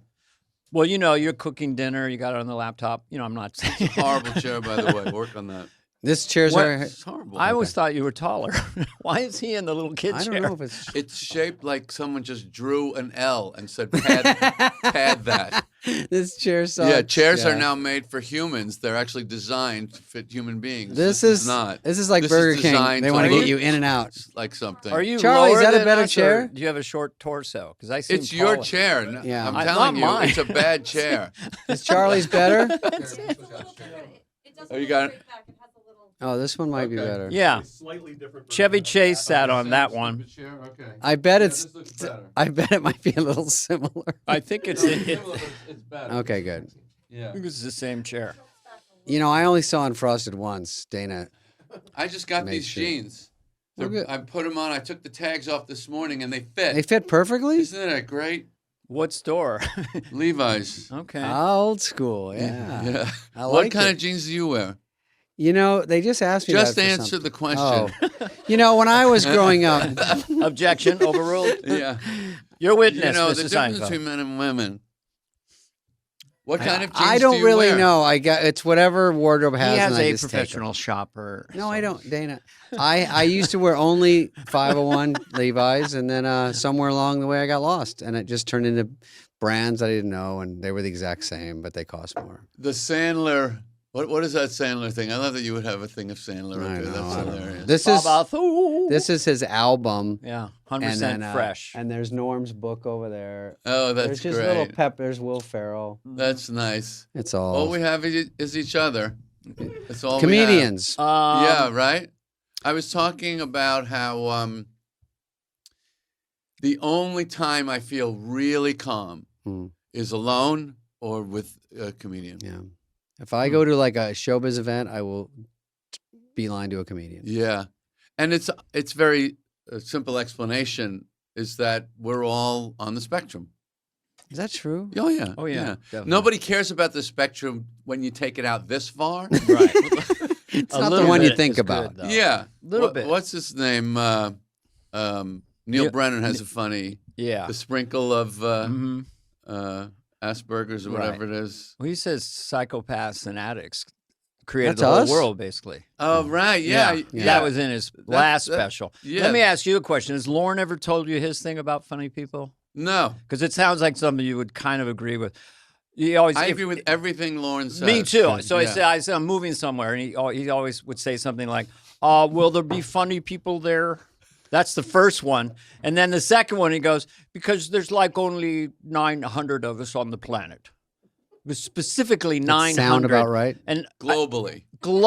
Because That's a generous number. Whoa, it's How high. many- yeah, because you used to say Take like the under. 50 comedians maybe in the country are any good, or 25. That sounds high. 6. Well, the odds aren't good for us. Wait, are we in it? That's three. There's I three see more. one. I'm not Chris Rock. picking them. I'm not picking them, but All right. Right. It's a rare You don't breed. have to rank them. I agree. Anytime I'm anywhere, and if a comedian walks in, any kind of social event, I'm very happy because they're immediately critiquing the room yeah. and analyzing in a funny way. So if we're a dog, are we Jack Russell? What kind of dog are we? I don't think we're Jack Russell's no. too upbeat for. Yeah, true. What dog breed would you A say? Yorkie. I kind of No, like no. I know. Our it's the only golden word that popped in retriever, my head. golden Well, it's a retriever, funny maybe? dog. Golden Retriever too social, But they're too trying to empathetic. please. too empathetic, Yeah. and good in social You situations. need cynical, awkward, a little bit angry, and a little bit depressed. Yeah. French Bulldog. Yes. Bingo. Cat. For our listeners, look that up. What dog has that? People like those dogs. They're very popular in New York Valuable now. too, so it's got that in there Oh. because they steal them a lot. They got the ears stick up. I don't. Do you really have get it. dogs in your? I used to, but we gave them away. Okay. Did Leno take them or No, they were dachshunds, and they were really weak Old? dogs. No, no. I mean, they had Personality. no act. You know, That's those little dogs. if you're a Dog- yeah. dog, your Yeah. act is tennis balls, Right. Mm, master coming home, beach. Mhm. mm, That's your act, and Right. they had no act. nothing. The only thing they No can tricks. do is go to a gopher hole, stick their snout in it, and be still and look down in the gopher hole Yeah. for hours. Not enough And for that's me. not really entertaining. No, I agree. weren't even excited about dinner. They were horrible. it's I bad. hated these dogs. You got some lemons. Yeah. It happens. Take- So tell me about. I would Yes. like to hear. What do you we wanna don't hear? see each other a lot. yes, for The sure. tables just got turned. Yeah. Ask Well, us I've anything. done. I had my own talk show. I know what the hell how to do it. Ask us anything. I want to know. Look, no one asked you this. No one asked us I anything. bring the ridge. Yeah. I come with the ridge. I didn't think of this, but I'm looking at you guys. Yeah. I want to hear how this. What is this now in your life? This thing you thought it was just, we'll just do some ex-SNL players. That'll be fun. Yeah. And then it blew up. Yeah. So, I like the sound of that one. yeah. So- what do you think about this now? Are you glad you did this? What is this? The only thing I wish about it that I wish it was on Good video question. because it'd be fun to You see make a your lot more reactions. money, too. Yeah, but I do like it because it's kind of old school. It's like a newspaper or a telegram. Why don't you video it? We're just sitting here. And we have cameras here. We it's- have a second podcast we video. Yeah, we just started one so we can video and basically Well, get great. out there because Yeah, it's so easy now. Show business, boy, they really changed it up, didn't It's they? amazing. This is it now. This is all a comedian has to do. Just, know what's just funny? talk, and you don't even have to be funny. is it a lot Just are talk. making so much money that it's. You said something the other day that was sort of forgettable, but it was a no. You said something about movies, and it sort of rang true with me that movies aren't the pinnacle, and it always was, always, and now Always was, you yeah. can make more in stand up. There's these guys that are playing arenas and going on tour, and they go, I don't even have time to do a movie because I'm making so much money. It doesn't help me Let's enough. take the money out of the Okay, equation let's- for a second. break it down. Let's pretend we Yeah. actually care Right. about the comedy. Movies the are comedy. over was how you record. Movies are over, Yeah. which was really fun. And they asked what replaced it, and I That's a said, good line. disorientation is what is the new pinnacle. Well, We're all feeling somewhat disoriented. mm, I think that you can't just talk about money because No. you're gonna go down a bad road Sure, in your work if you really just go, I'm making more it's money. exciting in the beginning, but then you got to. Yeah, if what you have to accept is that we have to chart a different path. Yeah, I saw it. Nate Bargatze last night, and Ted Sarandos was there, and he's working on putting some kind of show together. But Ted said he's going to lose money. It's so funny now, It's all right? money. He would lose money doing a show, doing but anything else. Yeah. don't. This is the thing I really hate. I've always hated about comedy is that we have to do other things. None of us want to really. Mm. This thing we do like. This kind of Yeah. work is fun. You right? had it on wheels, basically. I had it on wheels. I loved it. Yeah. But I had to edit. You don't have to edit. Yeah. Well, this is at times, now it's a long form talking with you and stuff, but times it's like behind the scenes at SNL before you had to hone your sketch down. The best improv and the best lines were just in the writer's room, or me and Right. Kevin Nealon would laugh for hours Yeah, doing Hans and yeah. Franz. And so now we can, and I know you loved it. I did. So now we can do this. But I would say one unexpected thing about this is the camaraderie is now omnipresent. We're seeing all these SNL people, comedians, Right. and we're like, when will we again be across the table Yeah. for an hour? You know, it just so you're seeing meeting catch people up, for the yeah. first time, and Right. you feel such empathy for them know. and their journey and how they're feeling. And so it's more emotional. That really, than I happened to thought. me on Comedians in Cars. And Yeah. now I'm friends with Eddie Murphy, which we weren't friends Yeah. before.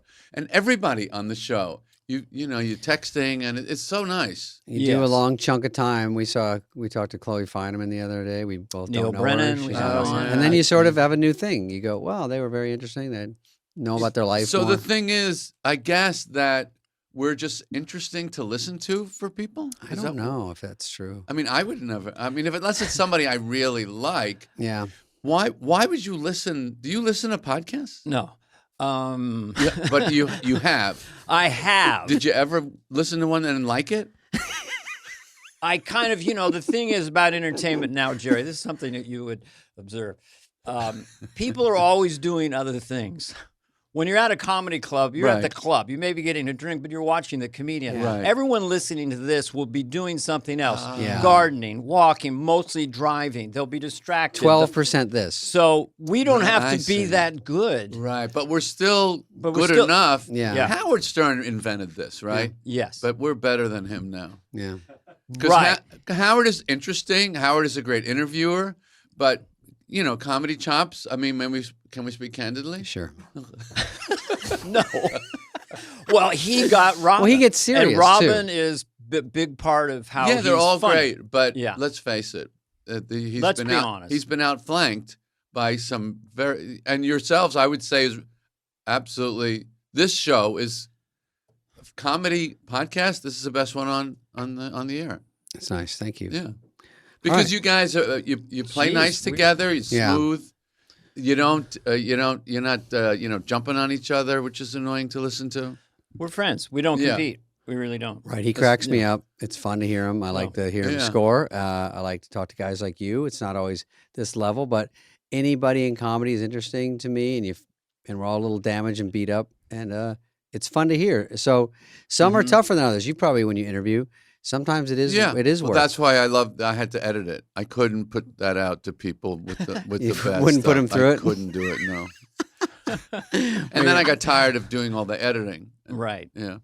But I do think that people, like with a stand-up, if they love a stand-up, you or David or whatever, part of it is they're on your team. They're buying the ticket and they're there. They're already rooting for you. You're their friend. You're their guy. Jerry's smart. Jerry does this. This is my guy. So if you don't kill that night, you're Yeah. still Jerry. So they just like to listen to us. If they've seen me on SNL doing Yeah. crazy stuff, now they're hearing me now. There was none of this before 4 Right. years ago, 3 years ago. Who knew there was a market? Who knew people wanted to Never. get to know us? Never. Yeah. Who yeah. gets the credit for who figured it out? Dennis Miller. He did. I made that up. No, it's not Dennis. No. Well, Christ's you know sakes, Howard. Who did the first big comedy podcast that people liked? That was funny. I mean, Rogan? Mark Maron No. is more Maybe serious. Mark Maron. Maron. Ours isn't that serious. We don't dig. We don't want to know that much. No, we like No. to We don't very want to put people on the surfacey. spot either. Jesus Christ, make us laugh. How Right. interesting do you think you are? Yeah. You're not that interesting, okay? You're Right. not. Right. When you're funny, you're worth it. Yes. This is my line, which you know me. Yeah. I know you, know have a lot me. of great Yeah. lines. No, but you know that I draw that line. If you're not funny, we're not that interested in you. It's so That's great. still my true North Star. Yes. If I do stand Yes, up, you I'm like, are. I'm trying to really be Yes, funny. you've always been that way I did- I since don't you and I wanna- hung out. Yep. What year? 81? We've known each other? I think you might have blown through. Not in the 70s. Maybe late 70s, because you were so like young. 14 months apart in age or something. But you and Jay Leno always seemed like my dad in a way. Yeah. You were so much more professional. In fact, you're the first comedian I ever saw with an act, a real act.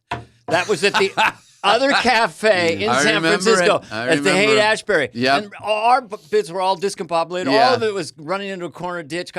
And this was late 70s, and like you had all this stuff laid out. I'd never seen anything like that. Yeah. And it was like, but you advised me don't go in the comedy competition. You don't need it. No, this was The don't do laugh that. off. No. San Fran laugh off. I did one. Came in second. Who beat you? George Wallace. Well, that makes sense. Yeah, 78. You put him in Unfrosted. Yeah, I did. Yeah. He has a funny line too. I love other people's anguish. Is that what he says? He's a bartender. Yeah. Oh, yeah. He says, trouble keeps me in business. I love other people's I anguish. remember that. What about my Funny line. remembrances of Jerry Seinfeld are you don't always remember your openers. No one always does, but we did San Diego Improv on Garnett. We'll never forget And that. it was fucking great. And then I had my Honda and I had my skateboard in the trunk and I would skate around. And I think you thought that was interesting. And because I was so young, like, what was I doing there? I was from Arizona. And then my recollection, which is funny that what you remember, I don't remember all comics, obviously that you were good, but when you're doing like 45, every comic I'd worked with, it wasn't that many, has the same 45 like stamped out on the road. Yeah. Even if you see him 5 years later. And you did 45 and the next night I watched, you flipped about 20 of it. It was different. I was like, I couldn't believe you had different stuff. And then you flipped it again the next set. It's maybe out of boredom. That's what I would have done now. But I was like, oh, he's flipping the order and he's also changing different material. So you have that much material. So I was just a fan across the board of that. And you were cool to me. Thanks. And which we had fun. Isn't it funny how, I remember that so well. I remember sitting in your apartment in San Francisco so well. You guys don't think that I have forgotten any of these things. I just think that there's so many memories, and I was newer. Maybe later you'd remember, but when I have openers, some people say I remember. I go, oh yeah, now that you say it, I remember something like that. It's weird. It's weird, but when you hang out with people, if I hung out with Steve Carell, it would all be about the show we did, and I would go right back to '96. Yeah. Just that it got canceled, but it wasn't Seinfeld. Put it that way. Yeah. I was going to ask you a question. Do Sure. you think that most comedians, even the good ones, are essentially lazy? First of all, so impressed that you have questions. Yeah. Is this a little preparation? This is out of respect. This That's is so you know nice. what this That's is, so, Jerry? I'm so flattered. You and Jim Gaffigan are the two that I've most seen this really discipline. I don't even know if you call it a discipline. Willingness to tape the act, sit with it, work on the bit. If it's not working, like you had, I had a bit once that I could never get to work without saying fuck. Right. And it really frustrated me. Oh, that's interesting. And I tried all these different combinations. Right. It never got quite. Very interesting. But I only had one fuck in my act. Right. Did you ever say, what is the fucking deal? I did. I had one in a Superman bit, but I'm going to answer your other question because it's a really good one. I had one in my Superman bit, was one of my first bits about that Lois and Jimmy were these reporters and they were always tied up in an effing cave. And how were they doing their job, Yeah. And if I took the F out of it, nothing, no laugh. So that bothered me. I go, so it's not funny unless I say effing cave. Well, especially if comedians use it casually. I go, if you're going to use, we'll call it the F word. Yeah. Make sure it's a punchline. Just don't go, Why? how the fuck are you doing? Well, you're wasting. If you might get it's all wasted. one laugh. It's all wasted. But did you ever figure you couldn't get it to work the same way? No, I couldn't get it to work, and I thought, well, then that's not funny. You're like, that's not what funny. the hell am I doing? Yeah. Aren't I supposed to be good with words? Isn't that kind of part of this job? Yeah. But as we know, there are many, many people, great comedians who use a lot of profanity and use it beautifully. 99% do not. Right. But some do. So I can't say I don't have a problem with the word. Yeah. But we're supposed to be good with language. I think that's what they're paying to see. Back to your question. Then I have Are comedians lazy? Generally speaking. All humans are lazy. Yes. Period. Right, but they're not standing on a stage getting no laughs because of the laziness. No. All humans are lazy. Period. Comedy is the hardest thing to write or do in Humanity. Comma. I was thinking you had more. No, I don't have any. There's Yeah. not. So Look, it can't be we that all know lazy. writers. Yeah. My friend Barry Marta says, you think you're funny, or you want to be in the business, you want to do. Write me Yeah. 1 page of stand up, 1 page, Mhm. and you see exactly how Right. chops or no chops. Yeah. 1 page of stand. Writing stand up. It's poetry that makes air burst out of your mouth. That's what it is. Let me ask you a question. What I No, find. and please stop announcing questions. I wanna- Stop. I have a question. Question for you. Edward R. One Murrow was question. my Yeah. grandfather. I on have my a quick mom's question. side. Yeah, quick question is different. the I have worst. a You just doubled the length. I have a of the question. That's how much you know about quickness. I'm going to ask you a question. This one's very serious. No, go ahead.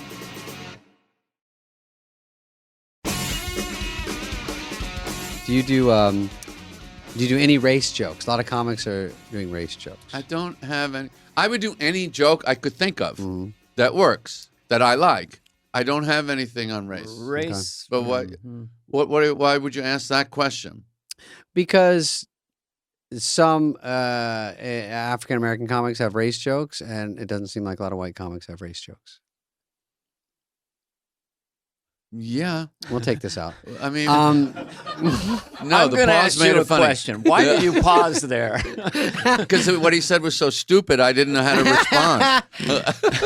No, I have another one. Gee, I about wonder why Unfrosted. black people think about race more than white No, people. I know. I'm just saying, I can't, is I'll it have to- let me possible- think I wonder on if that. I ever Is it landed- possible I to wonder make- if that has something to do with their life experience. Well, is in it possible to America. make fun of race if you're white? That's what I'm saying. Is like, is it too touchy, or is it just too off limits, or is it just better left unsaid?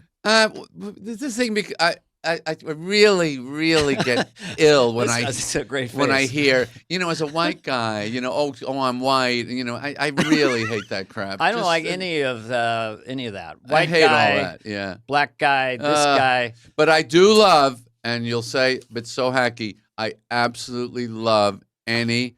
Black people do this, white people do this. I love that bit. It's, Never I don't care doesn't who work. does it. Yeah, it's I don't funny. care what you got. I love that bit. Yes. It's funny. Yeah. If But you for- got Steve Harvey, the yellow suit special, white man fishing, black man fishing. Come on. Yeah. Yeah. I love that. Have you ever seen Steve Harvey's bit? It's on YouTube. See, where if baby boomers went to war. And No. it's so brilliant. That's It's funny. like 9 minutes, and it's Oh, that's extraordinary. great. I need a So 9 that's minute what bit. I care about, because Yeah. we were talking about money or something before. Yeah. I don't care how many tickets you sell. Mm. I don't care where you're playing. I don't care what you're raking in. Let me see the stuff. If you've got great stuff, I am really envious and impressed. Yeah. Right. I don't care. So what are you going to do with this money? How many square feet is your house? Who cares how far you walk to take a leak? I totally agree. bits. Bits is our only currency. That's what I'm saying. Yes, and people ask, did you always think this and that? And I'll ask my wife, because I met her in '79. Did I ever mention getting rich and famous? She says, never. Right. Right. Never. I was only Right. trying to kill in the club, be as good Yes. as Right. Leno. You are one of the great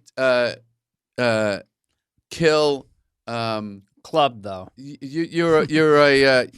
You're kill obsessed, which I is am. what makes a great comedian. You are up there, and I think I'm not at your level, but I have that. I have got to get these people. I have to get these people.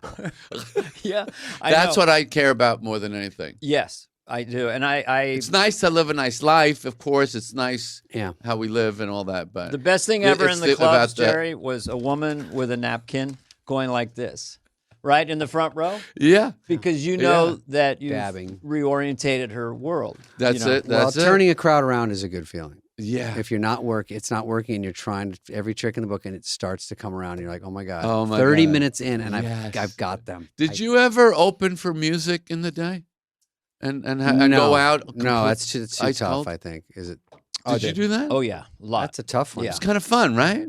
It can be. I opened for Todd Rundgren. I opened for Robert Palmer. I Yeah. opened for Tower of Power. Sometimes your love all those hero acts. will be on in a second. Yeah. But first, this is me in It's a big 1978 going to challenge. college. Dana Garno. Boo! Fuck Yeah. Doesn't that make a man out of you? Yes. It does. It does. I did for Kid Rock in a Wow. like a probably 7,000 seater outdoor Wow. to boot. Wow. Did I get them? Let's look at a clip. When's the last time you really bombed? Yeah, do you still bomb a lot? Like in No, I don't your bomb. mind, like you were off. Look, I'm not going to tell you where and when it was. But No, it was don't. Recently, it was Winnipeg It was in within August? a couple weeks ago, and I came off and went, "That was shit." And I was really, and I'm still. I have a set tonight at the Hollywood Bowl. We're doing. Is this? Oh, that's gonna be great. Is this? When is this? This drop? airs in 2 years. No, the Hollywood Bowl sounds like such a fucking fun show. Is it It'll you, be really- Gaffigan, Gaffigan, Bargatze, and Bragazzi? Yeah, and, yeah. yeah, Sebastian. Who's and following Sebastian. Sebastian? Here's what we're gonna Yeah, do. how you gonna we're do gonna it? go out with a top hat with 4 Oh, I numbered love balls. it. I love it. So you might open. I might open. Yeah, I love it. In your mind, you not may not want to opening. answer this. Who's the hardest to follow of those three? Following is a philosophical. We No, could do a I think whole there's an thing on energy following. thing. No. No, I would say Following is Sebastian. me versus me. Yeah. I'll follow. Oh, I anybody. see what you're I saying, yeah. followed, So they're all I equal. followed Cosby after 9/11. We did a benefit at Carnegie Hall, Right. And I followed Cosby, who I was adored as a child, Yes. and sat there on the floor playing "Why Is There Air" Oh, yeah. over and over and over, and I followed him. It was no problem. Yeah. So following, we What, can get what, into a technical what about discussion of what Kennison? following. Did you follow Oh, yeah, Kennison in his prime? Oh well, now you're talking. I did, it's and I a- bombed. Right. I had 5 But minutes. that's loud too. Loud is tough. Loud is tough, but you know, look. Have you ever remember in the old days we used to flip around TV, and you're watching a cartoon, and then you're watching porn, and it's no problem. You can change. You Yeah. can change change your lanes. gears, The human yeah. brain is built to change. No, lanes. you need a minute. So if I follow Dennis Miller and when he's really got them, I can follow it. But you have to deal with his energy for a couple No, minutes. forget it. Well, Carvey's None of- tough. his energy is none of your business. Okay. it stays there for a moment. You can't, Yeah, that's none of your. That's not your problem. I just go out and do something like that. Say I'm playing Tucson. I go, "What's up, Tucson?" and I have them. Okay, last night I did a set, right? But I'm on the bill. So they know I'm there. And that only matters because John Mulaney comes in and he does a guest set. Mm-hmm. And so he's very hard to follow anyway. And he's, I'm not saying I don't agree with you, but he's also a guest set. So it's even better. You know what I mean? He's surprised. Right. He goes off and you want to tell the, MC, which you would never do one joke in the middle. But I didn't even say that. No. Didn't use that bullshit, that No, crutch. screw that. I just said, bring me right the fuck up. That's right. And then I went up and I just said, John Mulaney, great. You guys got lucky tonight. And then I go right into it. Yeah. And I did good.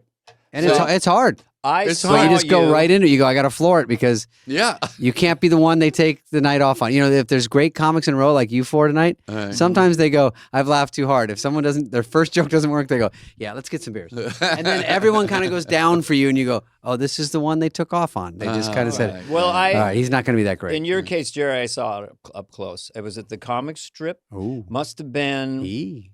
early 80s. Oh my or God! mid-80s. Wow. Yeah. We're going into the files. So now. there was Fine. there was a lot of stuff going on. Like people were killing or drinking. The room was completely unsettled. This before you were Jerry Seinfeld. All right. So you came up and I was just in the back watching. And you're doing your thing. No laugh.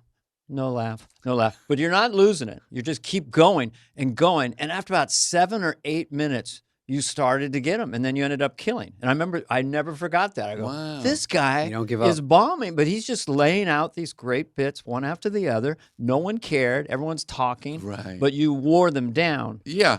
Mm-hmm. Cool. See, Well, I gave that- you a compliment. Thank you. Thanks, Dana. That's so nice. Well, we could. He calls talk. it out too. Here's a compliment. Yeah.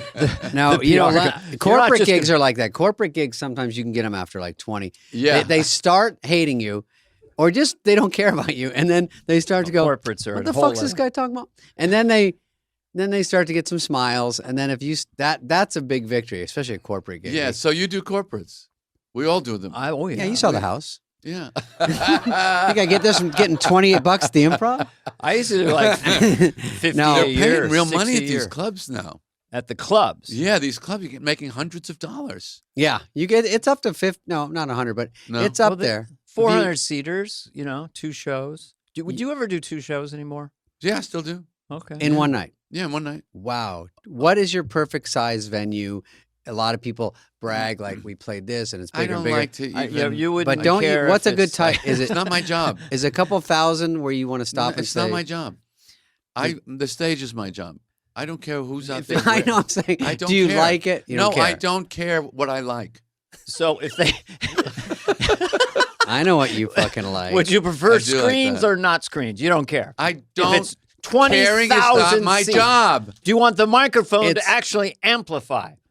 That's not your Do job. I love arenas? No. Thank you. There we go. We cracked him down. We broke him. I don't love Okay, it. Jerry- But it's not my job to if think. you're hired, Jerry, you're let supposed me- to do good no matter what. What? So are you saying if you're hired, you're there, you do I'm good here no to matter do the if best it's I one can. person or 100,000? The best I can with your setup. That's Jerry, my job. I have Okay. a question for you. Yeah. And I'm going to answer. Good attitude. I know. What you would have done. That's very So I'm political. playing- this gesture is like. There he is. Jerry Yeah. Seinfeld. Funny. Don't you love Dana? Good Just quick. Yeah. When they go, energy. look. The word look is like, I what do I say? You know, when they get asked the Yeah. question, look. And I disagree with everything you've just said. Who had the bit where they have the glasses on and they go, "What do you mean my son's gay?" Who was that guy? I don't can't remember. But anyway, I so- had a putting a cigarette out bit to end the Oh, argument. I had Remember one of that those. bit? But I used to do it that people who smoke when they're not annoyed by the smoke until they put it out. So anyway, that was great. Went to the pool. And, Don't forget your question. I want to. What about the okay, here's doctor the eating question: Yeah. What Jerry Seinfeld would have done? Yeah. Maybe 1,000-seater out in West Virginia. A little soft.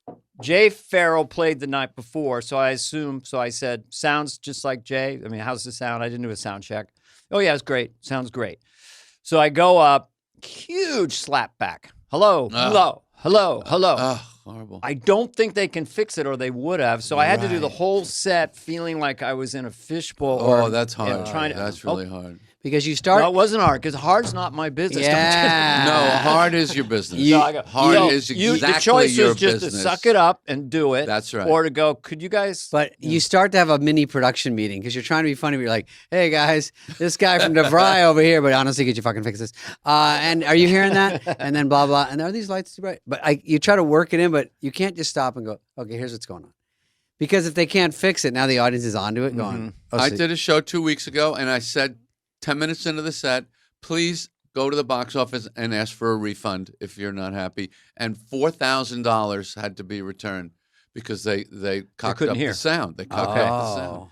So, by the way, when you had that bad set, did you think you were just? Sometimes I feel like the audience. It was is a B. better than It's me. a B. Yeah, I was about But to I say mean- easy, But Dana. when Was you bad felt set. sometimes the audience, you're better than the audience. Sometimes the audience is a little quiet and you're really on, and sometimes the audience is really good, and I feel just a I little. always Yeah, tell- that's all fine. Yeah. But Good. there are those shows where you can't get that coat off. You Yeah. know what I mean? You walk in someone's house, you got your coat on, Yeah. and your job is to Mm-hmm. take your coat off and just be comfortable in their house. Mm-hmm.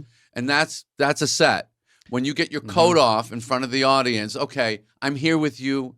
We're socializing, quote unquote, and I Yes. couldn't get off of myself. Yeah. You know, I have a trainer guy, Adam Wright, and he's a sports psych. He works for a lot of teams, a lot of Olympians, and we discuss the negative voice a lot, which every comedian is intimately acquainted with. The war between you and the negative voice on Right. stage, telling you, why would you even go into this field? Right. It's clearly not your Yeah. forte. It's not Yeah. working. You know? It's not working. Tennis is very strong. Tennis, golf, and stand-up. If you have to have a strategy for the negative voice, or you won't be able to play. I would say, like, the code analogy for me is sometimes I forget to say this one thing right before I go out. Have fun. Oh, And if I forget to say that and I'm out there and why is this not feeling good? I'm not having fun.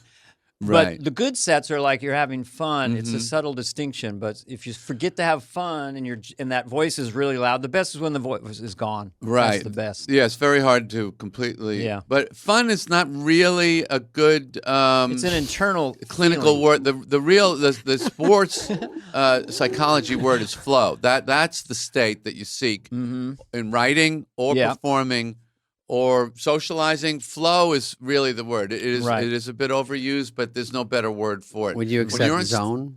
Tone? Zone? Zone. Yeah, zone. I'll accept zone. Okay. I'll accept But zone. flow is a little more. Flow Nails has it. movement. Yeah. And that's what you're always trying to find. Let me try and do this bit a little different. Maybe I can find fun or Right. flow. But when you get flowing and then they get flowing and then you don't have to work. Well, it's like you're enjoying it and they can feel it. Yeah. And it feeds. It's a feedback loop. You know, you guys are seeing the really good show. Right. Do you ever do that? Do you ever it's going really well and you say, you guys are really great tonight? Do you? I can't do that. I didn't can't. think you would. No. I didn't think you would. I tell them it's their fault when they're not laughing. Yeah. I got to let them know. What I will say is my version of that is I'll just take a sip of water and go, let's go to work. Okay. That's what I'll say. That's my way of saying this is a good crowd. I'm into this. I have a theory that most comedians, especially the all-time greats, have a little bit of a tell for the audience, and that's a little giggle. And if you look at Pryor had the a constant little thing. That's funny. Louis C.K. will do 8 or 9 minutes, and then once in a while he'll just do a big laugh, just like. Oh, and really? you'll do it. And then you'll put a little laugh in every once in a while. It's very subtle. Yeah. But they're seeing that you're enjoying it. Yeah, You know? I've seen So- that. Well, your eye is stunning, by the way. You have an amazing eye.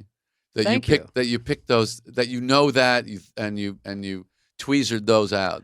That's great. Well, now That's I'm great. just curious. I I got a tweezer for you. I like Yeah. to see a great comic that Watch doesn't this. have one. I don't think you Not do. sure. I don't think you do tons of crowd work. No. From when I've seen you. I do. My encore is always Q&A. I take. So Oh, that- okay. I guess that's crowd work. That's just fun, right? But Yeah, you don't open yeah. with it. So you win them over without it, and then you have it at the end. But a crowd work thing that's funny is when someone goes, hey, blah, blah, blah, and then they answer. And then if it doesn't get a laugh, he goes, 2 weeks ago in Cincinnati, I asked this lady the same question. I go, you're reliving a joke that wasn't from this crowd?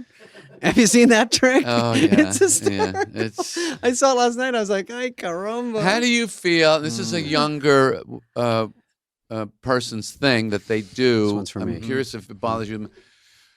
Any comedian that says, when I wrote that joke, that's not really part of the show, dude. Don't. It's not really fun. No, We've come here. Dude. no. We've come here to hear. Let's play the illusion that you're this Let's funny. have the magic. Yeah, the It's rabbit illusion. will appear, and we don't know how it got out Yes, of the hat. we don't Yeah. say when I wrote this show. Right. Please. Now, when you're watching stand-up or watching a special, do you find yourself being analytical a little bit? What are you talking about? Well, you're going, oh, he's doing that bit. Oh, he's doing, just watching the stand-up, maybe a young stand-up. It's all right. We can move on. Wow. Note to self, That was never bring up. worse than the race. Sorry about him. Sorry about him. You sit down for a It was, thank God. No, Thank God. You're just saying it's so obvious that you do. I am always. We're always have the meter running in the cab. We're watching. Yes, How but- when I watched Nate when I called. Great writer. Yeah, great and I stand-up. watched his second special, and I wasn't really that into him. I hadn't seen. I shouldn't say that. I hadn't seen much of him. But the second one, his laugh per minute rate was so high. LPMs. Yeah. So you called So him. that I called him and I said that was a really. And my daughter is writing comedy, and I said this is what we call tight. This is what this defines tight. Yes. And so the meter's running, but I will totally get lost in anybody I like. But that other thing is also there. Well, once in a while, stand-up has someone come on. It's kind of they have their moment, And so I think it was 7 or 8 years ago when I just was going through and watched Sebastian, his first kind of special. Yeah. And his physicality. Yeah. And his rhythm is sitting there clipping his toenails over there, eating the Cinnabon. Yeah. And I was just like, okay, this is a rebirth for me. This is new, familiar but new. And I knew that was his moment. Right. And I'm trying to think the current, but that happens once in a while. It's funny. Yes, it lasts a few years. And then, Not and then often. Not often. Not often. Once a decade. Yeah. I mean, definitely. probably. It I was think Louis, Nate is having his moment. Sebastian had his a few years ago. Who was before that? Chris. Well, Louis. Chris. Louis. Yeah. Louis. Louis had his moment. It's quite rare. It's quite Yeah. rare when all the pieces. Come. Nate does have a high yeah. slugging percentage of Oh yeah. you keep watching, you go, wow. Because a thing that I was not accustomed to, and you probably weren't more, is when a new thing of doing tour special. Right. And I always feel like the first one's probably the best special, Yeah. and then these are the second best jokes. Then the third. It just feels like just because how hard I work on just jokes to work, and I hate throwing them in the garbage. And Yeah, me too. and you don't really have to, I guess, because I sort of like a little mix. I like stuff that I love, and I like stuff that, like, if you were on, I wouldn't mind if you pulled out They've Seen the Fork or whatever that joke is. Yes, I still do that. You know? But I hate to tell you this. Yeah. We're old and out of it. Yeah, That's just not the way no, it's done. I'm told every day. Of Yes. course. But if I went to see George Carlin, I would love if he did baseball and football. Oh, yeah. I would love that. That's what I'm Oh, saying. yeah. Is But I love but that I shit. think our day is past. No, I it's- remember a comedian coming to done. the Punchline in San Francisco. It might have been Frank Ocean or something. Wow. The impression. But he was like Oh, I love him. 55. The Riddler? Right. And I was like, what is he even That's- doing this for? Why would you still Why is be he out of even the in show house? business? Yeah. I was 26. Do you remember Denny's joke? For some Denny reason, Johnston? No, Denny Miller. The Denny. Oh, yeah. Do you remember? For some reason, I want to see Nancy Reagan in Frank Gorshin's old Riddler costume. Do you remember Is that that what you joke? said? I think Oh, my about that joke at least once a week because I love that joke so much. It's Yeah. I don't know what it is. You know, he has to say Frank Gorshin's old Riddler And you costume. see the image yeah, and you immediately. get that image. The green tights. Yeah. I mean, Dennis, I love Dennis. Dennis, my favorite one. I don't know why this one always stuck in my brain. Yeah. He's up there and goes, Jimmy crack corn and I don't care. Yeah. Big pause. What the kind of hell attitude is that? Just, you know, I'm so glad you're laughing that hard. Yeah, I love Dennis so much. Dennis I love is him. brilliant. I love him. mean, He was the one when I started, when I would go to the improv when I was like that old, I was probably 20, 21, and the chalkboard. And it would be guys like you and Leno and maybe Dennis and Kevin.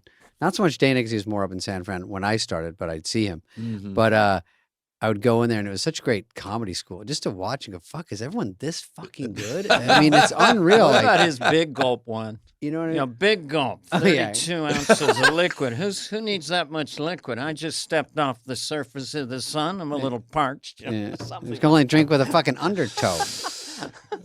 Park Got a your life jet to lead. skis. Cha cha. Or the guy who didn't forgive the Pope. You're lucky my chick's not here. Yeah. Yeah. So funny. Yeah, Dennis got a million. But I Yeah. think in the Hall of Fame of our generation, I think of you and Leno and Oh, Dennis. thanks. You know, I saw Jay last night. Yeah. Jimmy, we had the premiere of Unfrosted last Yeah. night. Jay was there. Jimmy Brogan was there. Larry Oh. David Jimmy was Brogan, there. yeah, okay. And I felt like I was getting married Oh, they to all showed myself. up. It was like, Well, yeah. it's like, well, there's the life. That was the life. That Oh, was fun. it. Yeah. The It history. was of it was fantastic that they showed up, you know. Who It's wants nice. to support me? Why? You know, but they're Jerry great. needs more success. Yeah, exactly. It's Help obnoxious. him. Help Yeah. this guy.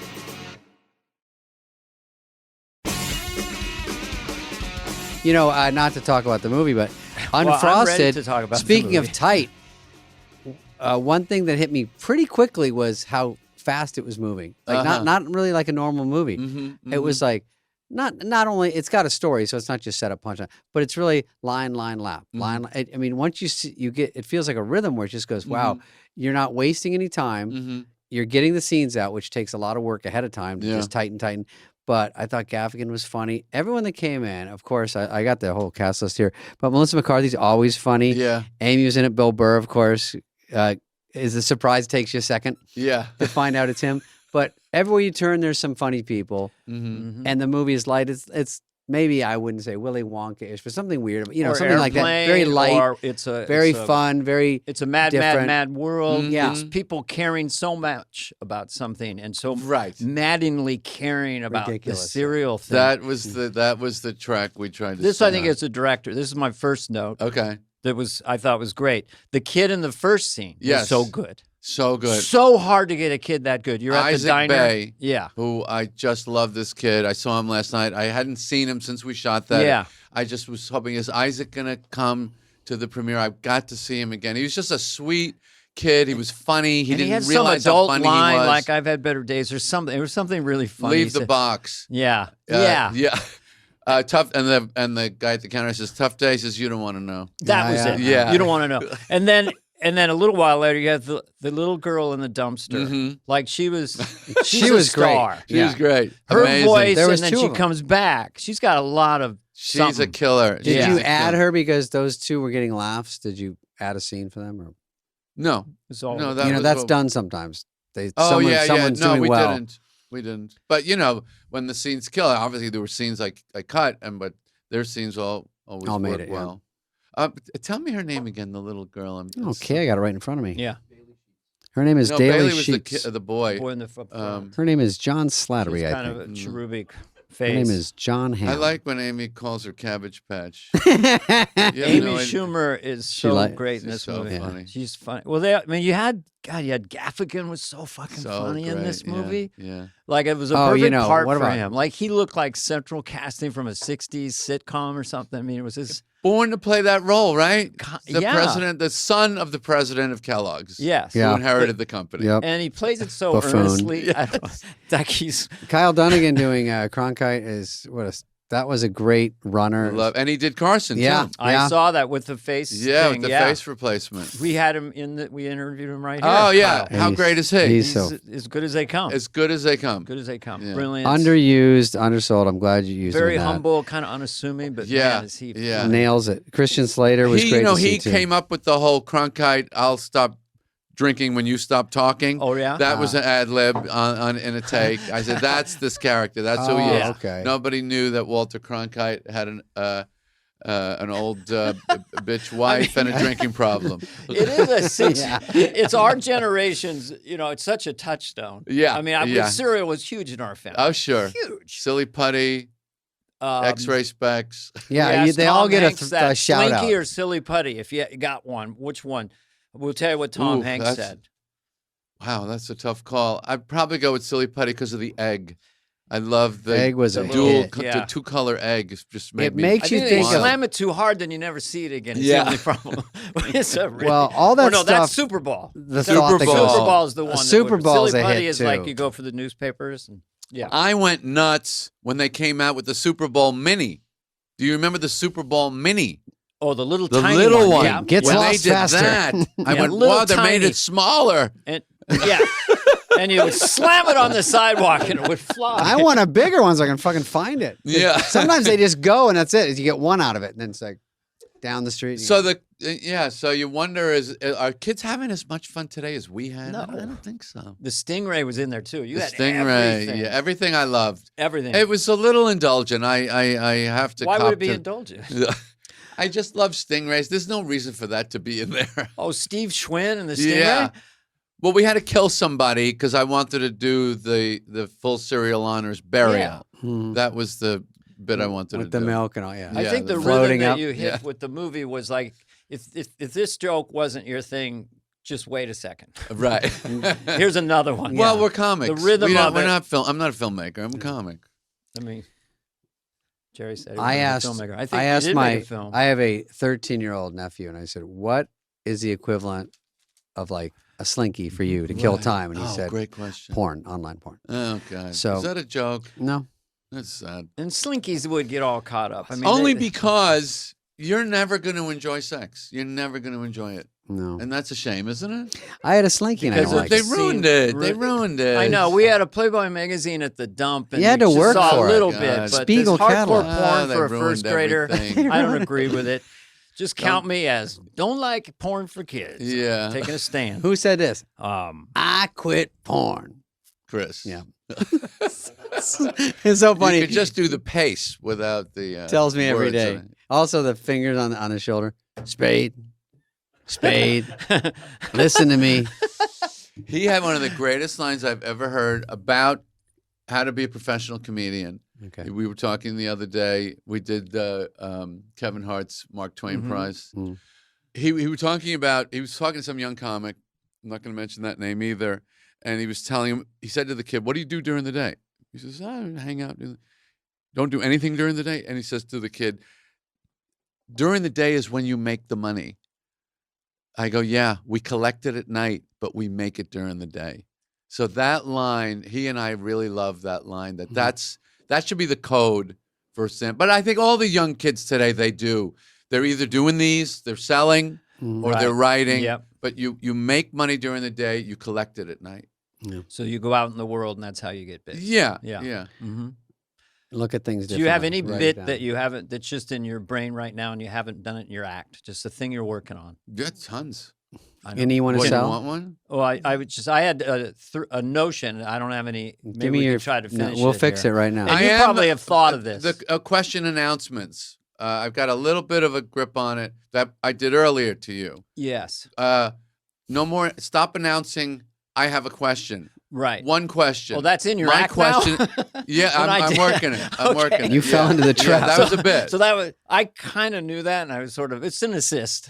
Yeah, that was an assist. I made that Yeah. up. So No. that's one. That's I'm working My on thing is that. this, because the phone is always going in and out of the car, talking to someone, I'm taking you into the car now. I'm going for a ride. Can I just have a conversation?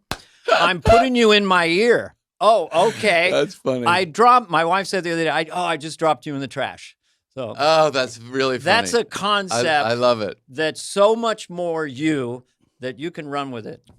You're giving it to me? I am. I don't want it. I think that's too sweet. That's too nice. It's something, you've you could make. I have enough. Yeah, you've already done so much for me just having me on the show. You're our biggest guest in quite a long time. That's cool. You're So give me. I don't want to waste the These are notes notes that you that I did. had Yeah. about the movie Okay. that I liked. I missed the first I love hour, Bill but I loved Burr's it. Kennedy. We love Bill Burr's He Kennedy. sounded like Kennedy, even his regular voice, pretty much. Yeah. Well, I, Bill Burr is the only guy out of Boston that I've liked since Kennedy. Long time. Yeah, a long time. Yeah. Those are the only two guys out of Boston that I like. The Yeah. Peppermint Twins are here. Yes, are they wearing the traditional garb? I think this meeting's over. Yeah. There's a lot of, I mean, him as Kennedy was so funny. Did you have to cut any friends out of the movie and tell them? No. Mm-hmm. Oh, brush over that one. Okay. What is your What about- favorite scene in the movie, if you have one, or one? The that pops Pop-Tart launching in the toaster, which I stole from Ron Howard's Apollo 13. Yeah. I took the same track. Right. Spirit in the Great. Sky, Norman Greenbaum. Very There's cool. Pop-Tart launches. I just like the energy of that. That was like, I felt like I was filmmaking there. It's felt like a big budget. Inside Yeah. a toast, that whole thing Inside like a the rocket. toaster. Yeah. And the funeral scene, That's funny, which yep. was a scene that a lot of people did not want to do. They said it won't work. It's not on story. And I said, yeah, but this is why you make comedy movies. Sure. To do something really silly that you think will play. Right. Mel Brooks, the Cowboys come into the Busby Yeah. Berkeley. What else? That whole movie to me is to just get to that. And Cowboys Harvey goes. Korman saying Raisinets at the candy counter. You remember that? Yes. Yeah. Count that- Vodkula. Is that one of the lines? Count Vodkula. It's hysterical. But it's just peppered with so many jokes that it's hard to remember all of them. But I just remember going, oh, it's still going, it's still going, it's still funny, it's still funny, it's over. All right, before I Yeah, forget, John thank you. Hamm's moment with Melissa McCarthy when they're floating, Yes. flirting. Yeah. It's just worked really. I thought John Hamm stood out too. With all these cameos you had, how he Yeah. was so serious Yeah. Yeah. about advertising. Yeah, why are they so? so mean? It's just Yeah. advertising. He gets in your face. He was so cool about doing that and doing that with John Slattery. Yeah, they were really amazing to do that. That was a Yeah. dream that you thought, could we get them? Yeah, you yeah, think yeah. they would do it? Yeah. So that. The other thing I wanted to do that I couldn't, I almost did, was Chris Rock was going to be the MC of the Bowl and Spoon Awards, Right. and we shot that right after the Will Smith slap, and I was going to have somebody come up on the stage and have Chris punch him out as they got there, and then Chris wasn't he wasn't up for to perform. He was still a little shook from that event, Yeah. but that was what that scene was going to be. But Cedric saved the day. I love Cedric, Cedric. Yeah. He was Yeah. instantly hilarious in that moment. Do you think that would have been funny if Chris, as the MC of the Bowl and Spoons, somebody comes up on stage and he lays them out? Without the Will Smith thing, I think it's funny. It just sort of still kind of a residual darkness around that moment. Yeah. Isn't that what we're attracted to? I don't more know. than anything? I'm just Residual saying, darkness. we were in the writers' room. I'd be sitting with you and Spike going, it could be. Let's think about that. You know? Yeah.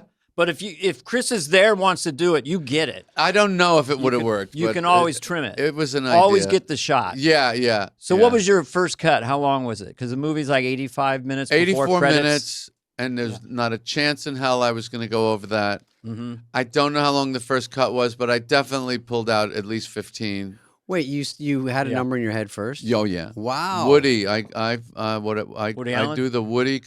Woody would go 81, 82, Mm-hmm. and everyone's happy. No one's not happy It's like with Annie stand-up. Hall. It's too short. We do comedy. We get in, we get out. Yeah. You said I think you said about stand up, Totally or maybe agree. I asked you just off the record Yeah. at a party or something. Like at a certain point, it gets to be people like even Rock was his special was an hour and a half. I go, why don't you save a half for the next one? Just do a tight hour. And he goes, nah. I think they expected from him maybe, but I was like, I'm from the school of after an hour, it starts to What get. they expect is not our business. It is our business. Mm. Don't give them what they want. You think they know what they want? If they knew what they want, they wouldn't have to pay to get it. Let's get that on a Write that T-shirt. They knew Yeah, it's like- I Yeah. feel like when I'm watching someone and it goes over a certain amount, I start to lose, and that's when I start to go, God, I love comedy. And I'm starting to go, fuck, how long is this? You can ruin it so fast. Yeah. And I learned that watching Jerry Lewis and Sammy Davis at the Sands in Vegas. in or- Vegas. Yeah. And Jerry came out. He did 45. Sammy came out. They did another hour together. And then Sammy started singing, and it was like, this is Too now much. not a good experience. I always felt the Jerry Lewis telethon was too long. Dane, anything Sammy else? can go on a long time. I was sitting Yeah. with Kevin Pollak's about to go on the Tonight Show. He's out of his mind. I was just there visiting. He's so excited. Kevin And Sammy's singing. So Sammy gets a thing, cause the name of love, and then he breaks it down. Break it down. Oh, don't break it In down. love that came down, and I just see Kevin just deflating in the green room. Oh, There's a dear. knock. Maybe next Oh, time. dear. Oh, gang. I want to hear more stuff you like that makes me feel good. Yeah. The stuff that I I didn't made, like. made that me you laugh. did Your like. first name is Trap Pop. Trap Up. Did you see it coming that we were going No. to? It was a mirror image. Yeah, The silly putty. but I like because I knew it's I going didn't to see that. change. I So didn't it know was how you were going to figure that out. We didn't either. And that was a great Yeah. way to we figure didn't it out. either. Does it make sense exactly? Yeah. Oh, It's the okay. exact reverse words. Letters, rather. So I said, if he's fucking cheating this. No, I didn't. There was a it's- big discussion of should we show it on the silly putty spelled backwards or make it say Pop-Tart.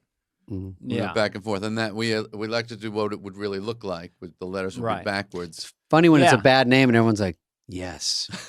Yeah, Everyone- like, and we've everyone's like, got "Whoa, it," it and sounds it's horrible. It means awful. nothing. Snap, Crackle, Pop. Bobby Moynihan. Those three characters. Yeah, Mikey that Day. wasn't Bobby Moynihan. Mikey that was Day. No, Mikey Bob, he Day, was Chef Drew Boy. Tarver. I saw the Chef movie, Boy- Mikey Day. Boy- Yeah.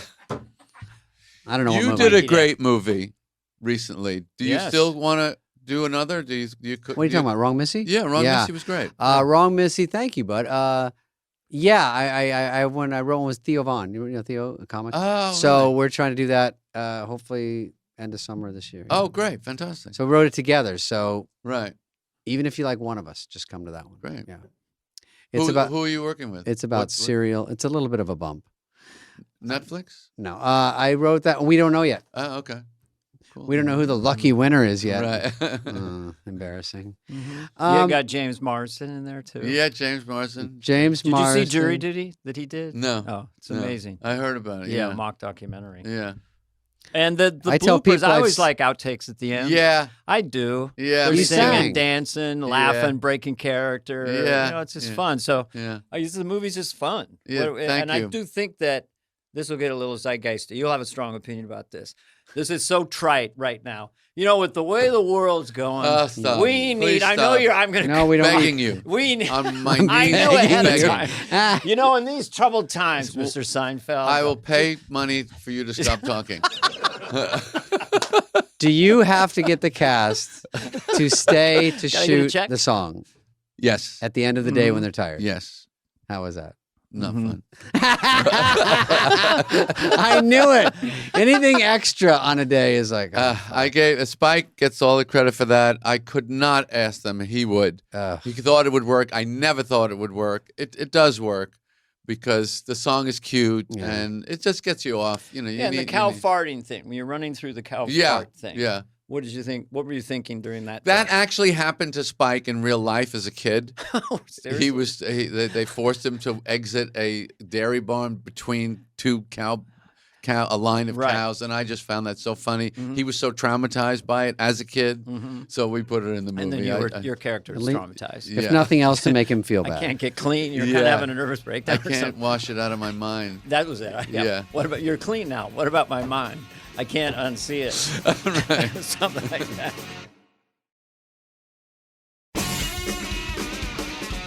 Do you still have this? Mount Rushmore is just something someone lied about. Richard Pryor, Carlin, Cosby, Rickles. Is that close? Yeah. Okay. Yeah. Even, but I do think I started the Mount Rushmore trend. Oh, by saying the Mount Rushmore of something? Of something. I think. And my advisor, Tom Keeney, agrees that's I did it with Rickles to introduce Rickles.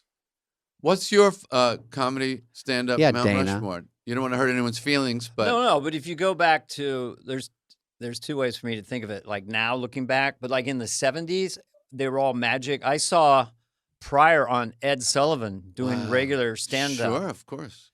And they were all magic to me. Jonathan Winters, absolutely. I deserves think, that. and you know, Carlin, Carlin, you have to put in there, and I think that Pryor, Carlin, Winters, you got one more slot. Yeah, Robin. Well, then mid '70s, like Steve Martin, peak Steve Ooh.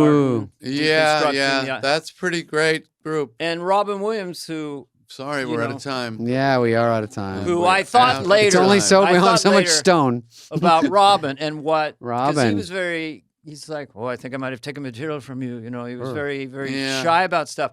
I said, I tried to take your whole act. I mean, the thing that he presented was a Shakespearean actor Right. is pushed out on the stage with no Right. material. Right. And that was the brilliant conceit. Yes. And he's just yes. wandering around, and I don't know what I'm doing. And he picks up his that's brave. funny. For those of you on Acid, this is a frisbee. And he goes, and so that was his genius. So I think Yes, those Steve Martin and Robin at that Mhm, time for mhm. me, the rhythm of Steve. Mm-hmm. Excuse me. The freedom of Steve, his freedom on Yeah. stage is still stunning to watch. We'll talk about a performer expressing joy. The Yeah. character, the happy idiot, So likable, yeah. was Yeah. so you know, but a very calculated Yeah. joy. meticulous. Meticulously Yes. calculated to be funny / dumb. It's got to be Yeah. funny, dumb. It's very hard to happy. do. Yes. It's a recipe. The acting of it, because we were talking with him, and he goes, we talked about the excuse me, and he goes, oh, it's just a catchphrase. Mm-hmm. But I go, no, I saw you do it at the boarding house.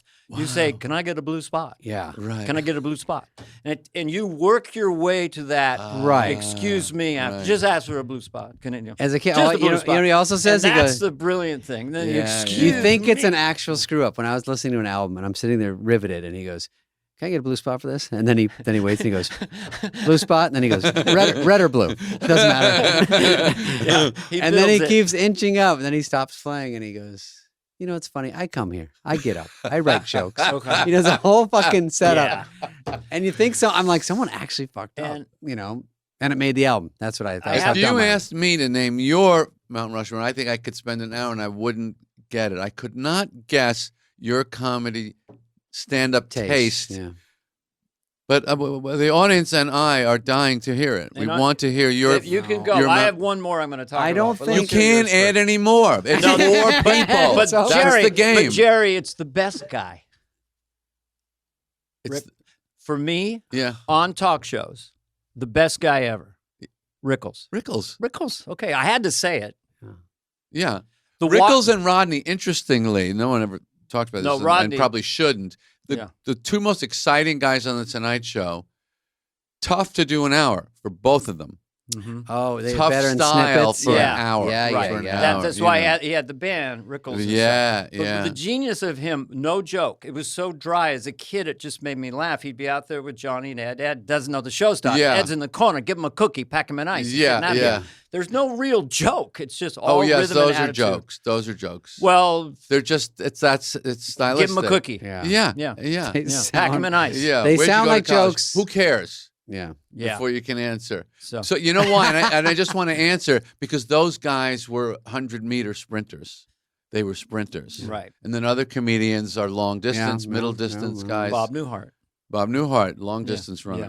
So It's hard. Dave, I couldn't there even we do go. it. Come on, because you gotta we- give we it a ran out of shot. You time. can start with Jerry. no, if no, you no, want. no, no, no, okay. That's I don't that's know. just- I know. I'd probably because it changes over the years. That's why I was asking you yours because you've seen so many since Rickles. That has anyone even put up a fight? That's a different question. But Okay. the question Mine is to would you be- first. God dang! I never even thought of it. I know. How about I know just think Steve of Martin. specials is one way to do it. I know Steve Martin for sure because I listen to his Right, albums okay. so Right. much.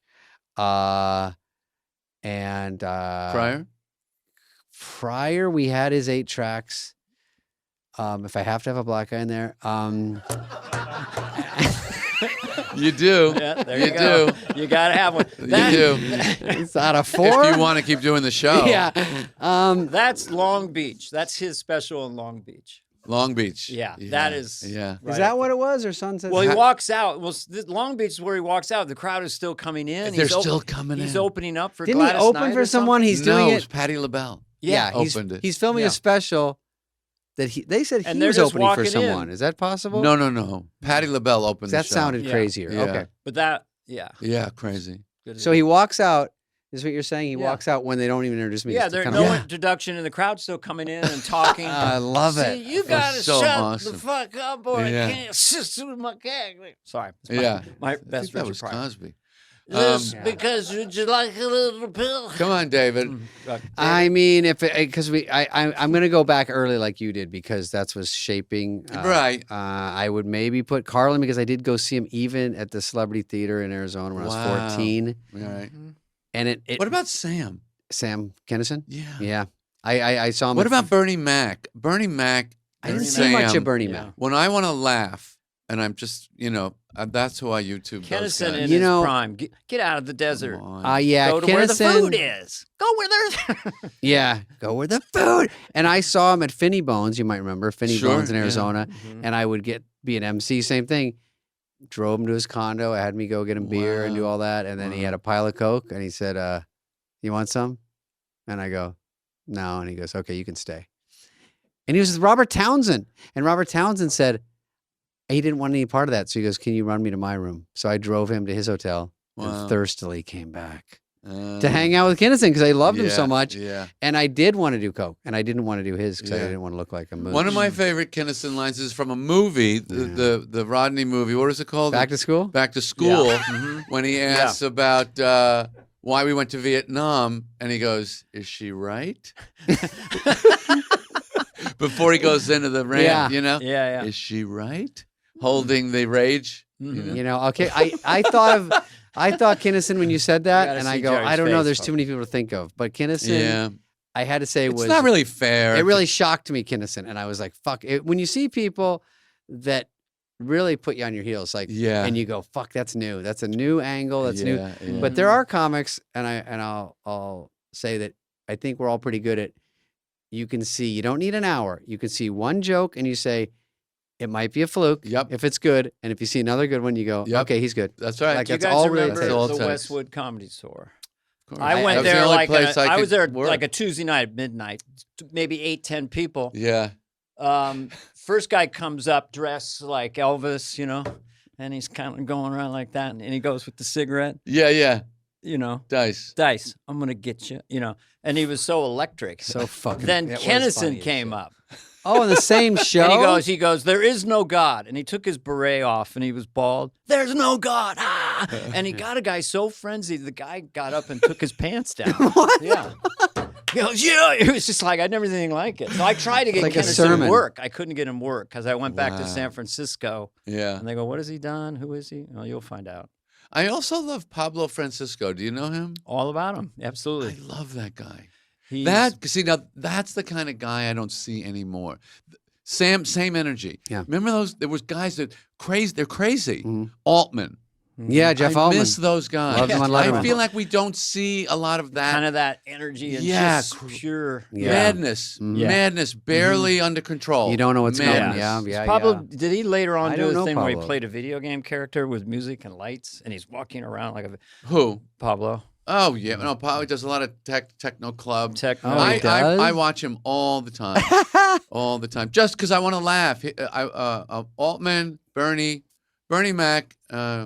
Old I guys. love watching Sam's first Letterman, and then I'll watch the second one because I like the first one. He was nervous, and the second one he knew this shtick works. This character works. He had the Yeah. long coat. Oh, yeah. And I love the way he took the mic. Nobody took the mic The way on he- a stand on Letterman in those Yeah. He handed it to you. and you just days. Yeah, go or like you that. use the boom, which was so weak. I was on Oh. the Tonight Show Boom with is so Carson, and Sam was out there doing his thing, and then he starts to do something you're not supposed to do, I guess, or it's Yeah. kind of X-rated, and I'm Johnny's next to me. He's going, "Oh, Sam, no, Sam," to himself. No, oh, Sam, no, don't, Sam. Don't you think he's fucking up, Dana? No, sorry. But anyway, Really? no, I didn't say that to him. Okay. But I was there. And Carson said, Wow. no, Sam, oh, Sam. And he's out there just. How Okay. great was Carson? He really did love comics. Yeah. You know, for all his other political structures that he put comics through, you know, they created the hierarchical structure to, I don't know why. Jim McCauley. Is that what you're talking about? No, I'm sure it was, maybe it was Fred DeCordova. You come on, you don't sit down until yeah. you're approved. Yeah. You don't just come out and not do stand up until you're approved. It was a hierarchy that they built, even though we were the best part of the show. Yeah. People wait for that stand. Do you remember Right. your first set? Do you? Well, Dana. I don't remember this. Did you get called over? No, but he called me back out. I walked behind the curtain and he Okay. made me come back out and take a bow. You killed that hard. No, I didn't. Oh. It was, But he liked it. I was not happy with it. I thought it was good, but everybody was killing. And I didn't know in those days that if I don't have a mic in my hand, I can't do it. My thing doesn't Oh, did work. you use the boom? I use the boom, and I can't do It's it. so different. Yeah, I can't make my stuff work with a boom. Well, you don't have any dynamic without a mic, because then you can go a little bit Right, closer. you have no to- vocal to- dynamic, Yeah, and you can't move yeah, physically. yeah.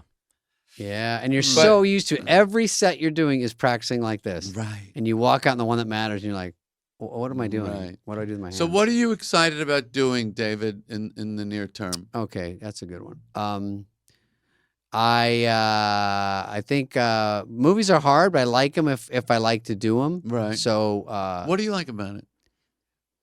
I think I like when they come out. when they're done. when they're You done. like when they come out? You yeah, like the they're, party. the process What the hell is is that? the kind You're of not even doing anything. no. You're sitting there. Sometimes they're fun to do, and then it's fun. But if you're just doing it for the money, which I've done in the past, if you're doing it, you don't love it. Amazing That's that brutal. you would admit that. Yeah. Yeah. But you can tell which ones. And but when you get one that's like the Wrong Missy that does well, that Right. becomes worldwide, and then, Yes. and then Ted Call, all those people, then you feel like, oh, one worked, and I really like when a comedy works, and you go, oh, it actually worked the whole way. Because the interesting thing was reading it and it's funny, and it gets funnier, and doing scenes about halfway through, I go, wait, we still have these scenes to do that are supposed to be pretty funny. If it works, this actually might be good, and you never know. Something interesting about movies is no one has it solved. No one has it cracked, or they The just make best good movies. ever No. do not. You cannot Hardly. fucking. If you go over 100 movies, AFI, and you're looking to watch a Right, yeah. movie, God, or even like best science Yeah. fiction. There's like 10 good science fiction movies. Let's just, I mean, obviously, comedy's our category. Greatest comedies ever made. Oh, and Or movies that we think are what we would call great comedic movies. Mhm. That is a short list. right, what I was going to say in terms of the stand-up. you and say stuff, yours, and I'll agree. our first exposure, Jerry, to funniness Yeah. was probably Abbott and Costello Meets Frankenstein. Yep. And, Well, the TV and Jerry series. Lewis movies. Meets Frankenstein. Loved all the Lewis and Jerry Lewis Martin movies, yeah. I remember those being big. So the fun of movies are like you're making this movie, and then you think of the Oh, night you're of- like those guys? well, you're just you're trying to do something like they did. It's Yes, almost yes. impossible, and they didn't make every movie that was great. No. Abbott and Costello goes to Mars. It's The terrible. trick is you have to meet Yeah. Frankenstein. Those guys aren't. Their movies are not great. If you wanted to show an alien how funny Laurel and Hardy was, you're not going to show them the features. You're going to show them the shorts. Well, okay, I won't say this question. How do you feel? Because someone was on the podcast recently, and it was Michael Keaton, and said as a kid he didn't really get the Three Stooges, and then now he loves them. Not a fan. That was Not a fan. Michael But Keaton.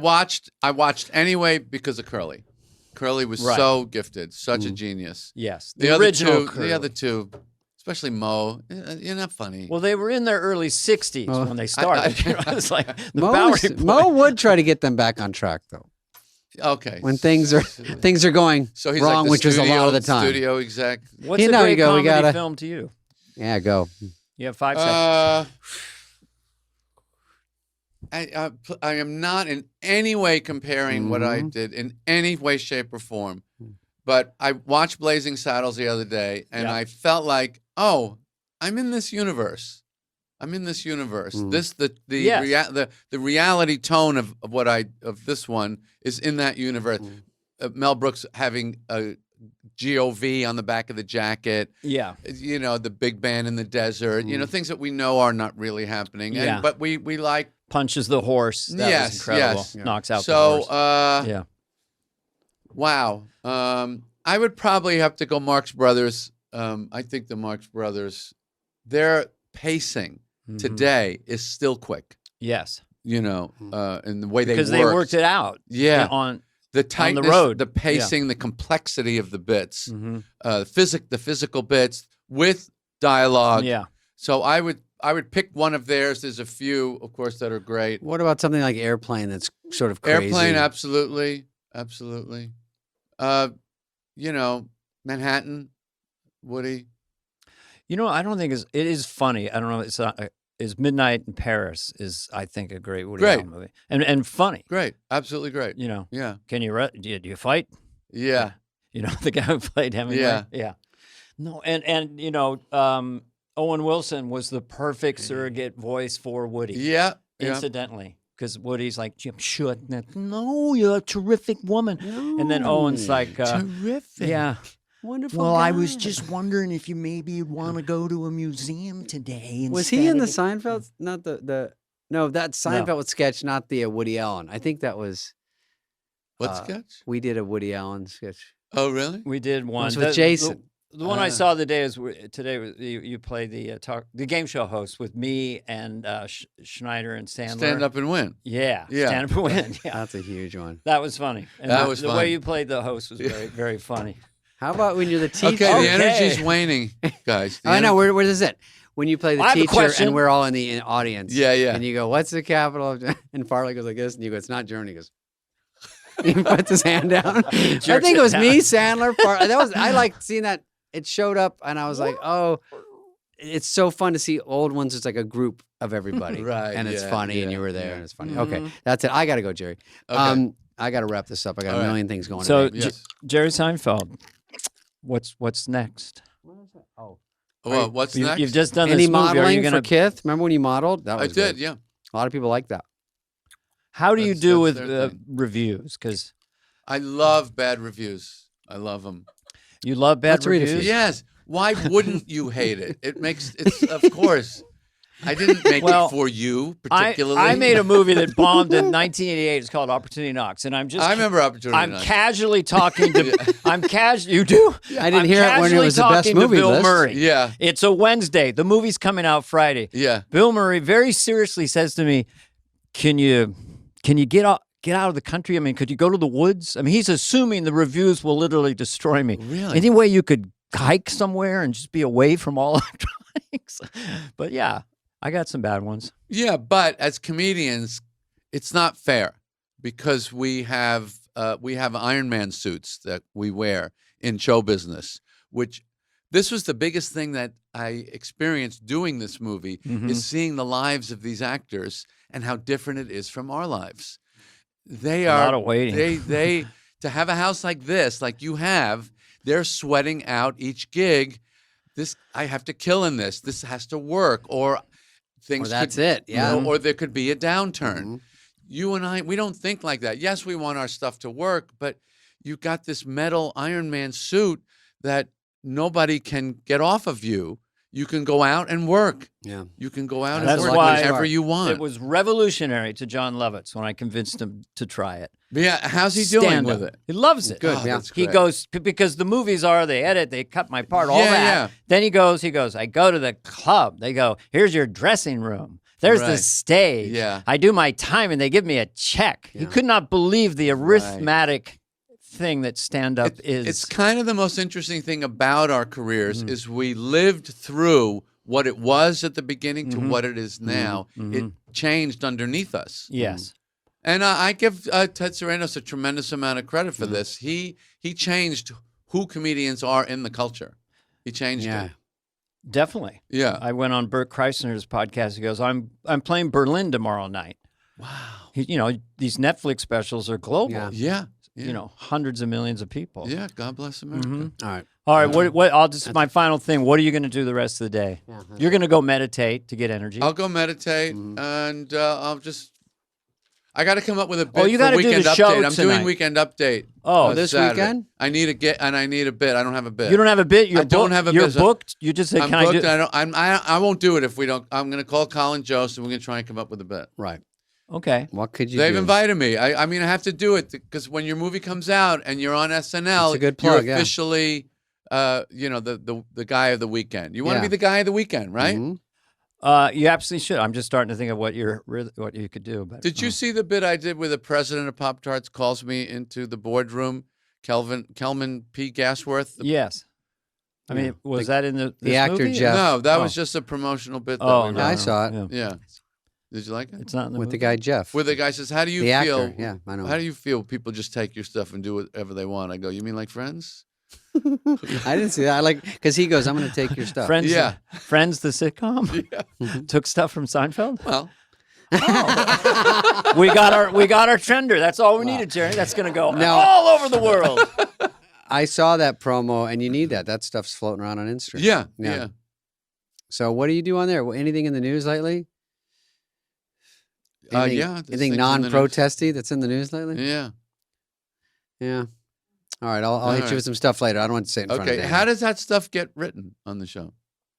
I mean, the update stuff? Yeah, update gags. Tuesday. So you Well, want to you- have somebody on just to do an update? Yeah, thing. usually That's the it later show. starts like right after probably the read through on Wednesday. You kind of you would go to Oh, really? the update guy at the time, Herb Sargent, when I was there. Right. I'm thinking of doing an update thing. It just gets in the ether. But if they say we have Seinfeld this week, they might even say it earlier in the week. But if the writers are freed up after they wrote their sketches, they go, everybody, let's brainstorm. Okay. And we'll come in with 3 ideas. Okay. So I should say to Well, them, see what you can cook up. If Yeah. you could have, Okay. if you could have Hugh Grant, you're doing something, and then Hugh Yeah. Grant comes in. Probably He's can't in get him. London. Yeah, now, but so- he also was Thank God. incredibly funny. In the I love movie. Hugh Grant. Yeah, Yeah. it just something about that He's accent. what men used to be. The hard funny, drinking and fun. drinking. Just yeah, Collar open, Yeah. broad shoulders, everything I wanted to be. broad Good shoulders. looking, yeah. Yeah. Well, yeah, he's got really nice shoulders. he does. Yeah. Well, he looked good when he had the horns on and the thing. Yeah. All right. Comedians, you know, Nate Bargatze has good shoulders. Almost no comedians have good shoulders. It's Can you name one? I can't. I Like was thinking good- about this the other night. Sandler? I don't know. I'm just Sandler had good shoulders when he was younger. Younger, but now yeah, not so good. anymore. no. Okay, there's our second trend. Boom! Rude. You really notice shoulders. That's your update bit. Okay. Colin, Yeah. little shoulders. Jay, shoulders. Yeah. And you Jay show had picture- him. I never had him. Jay had 'em. I never had him. Yeah. Comedian Jay was shoulder. scary. Then you Yeah, show I had clips. Jewish shoulders. Yeah, Here's- Jewish shoulders. Here's this There's your comic. bit. Shoulders, 7 out of 10. Here's this comic. And then you just go, I know you've probably already done this at home, but I'm going to go through it with you guys. And then we say, who's got weak shoulders? Yeah.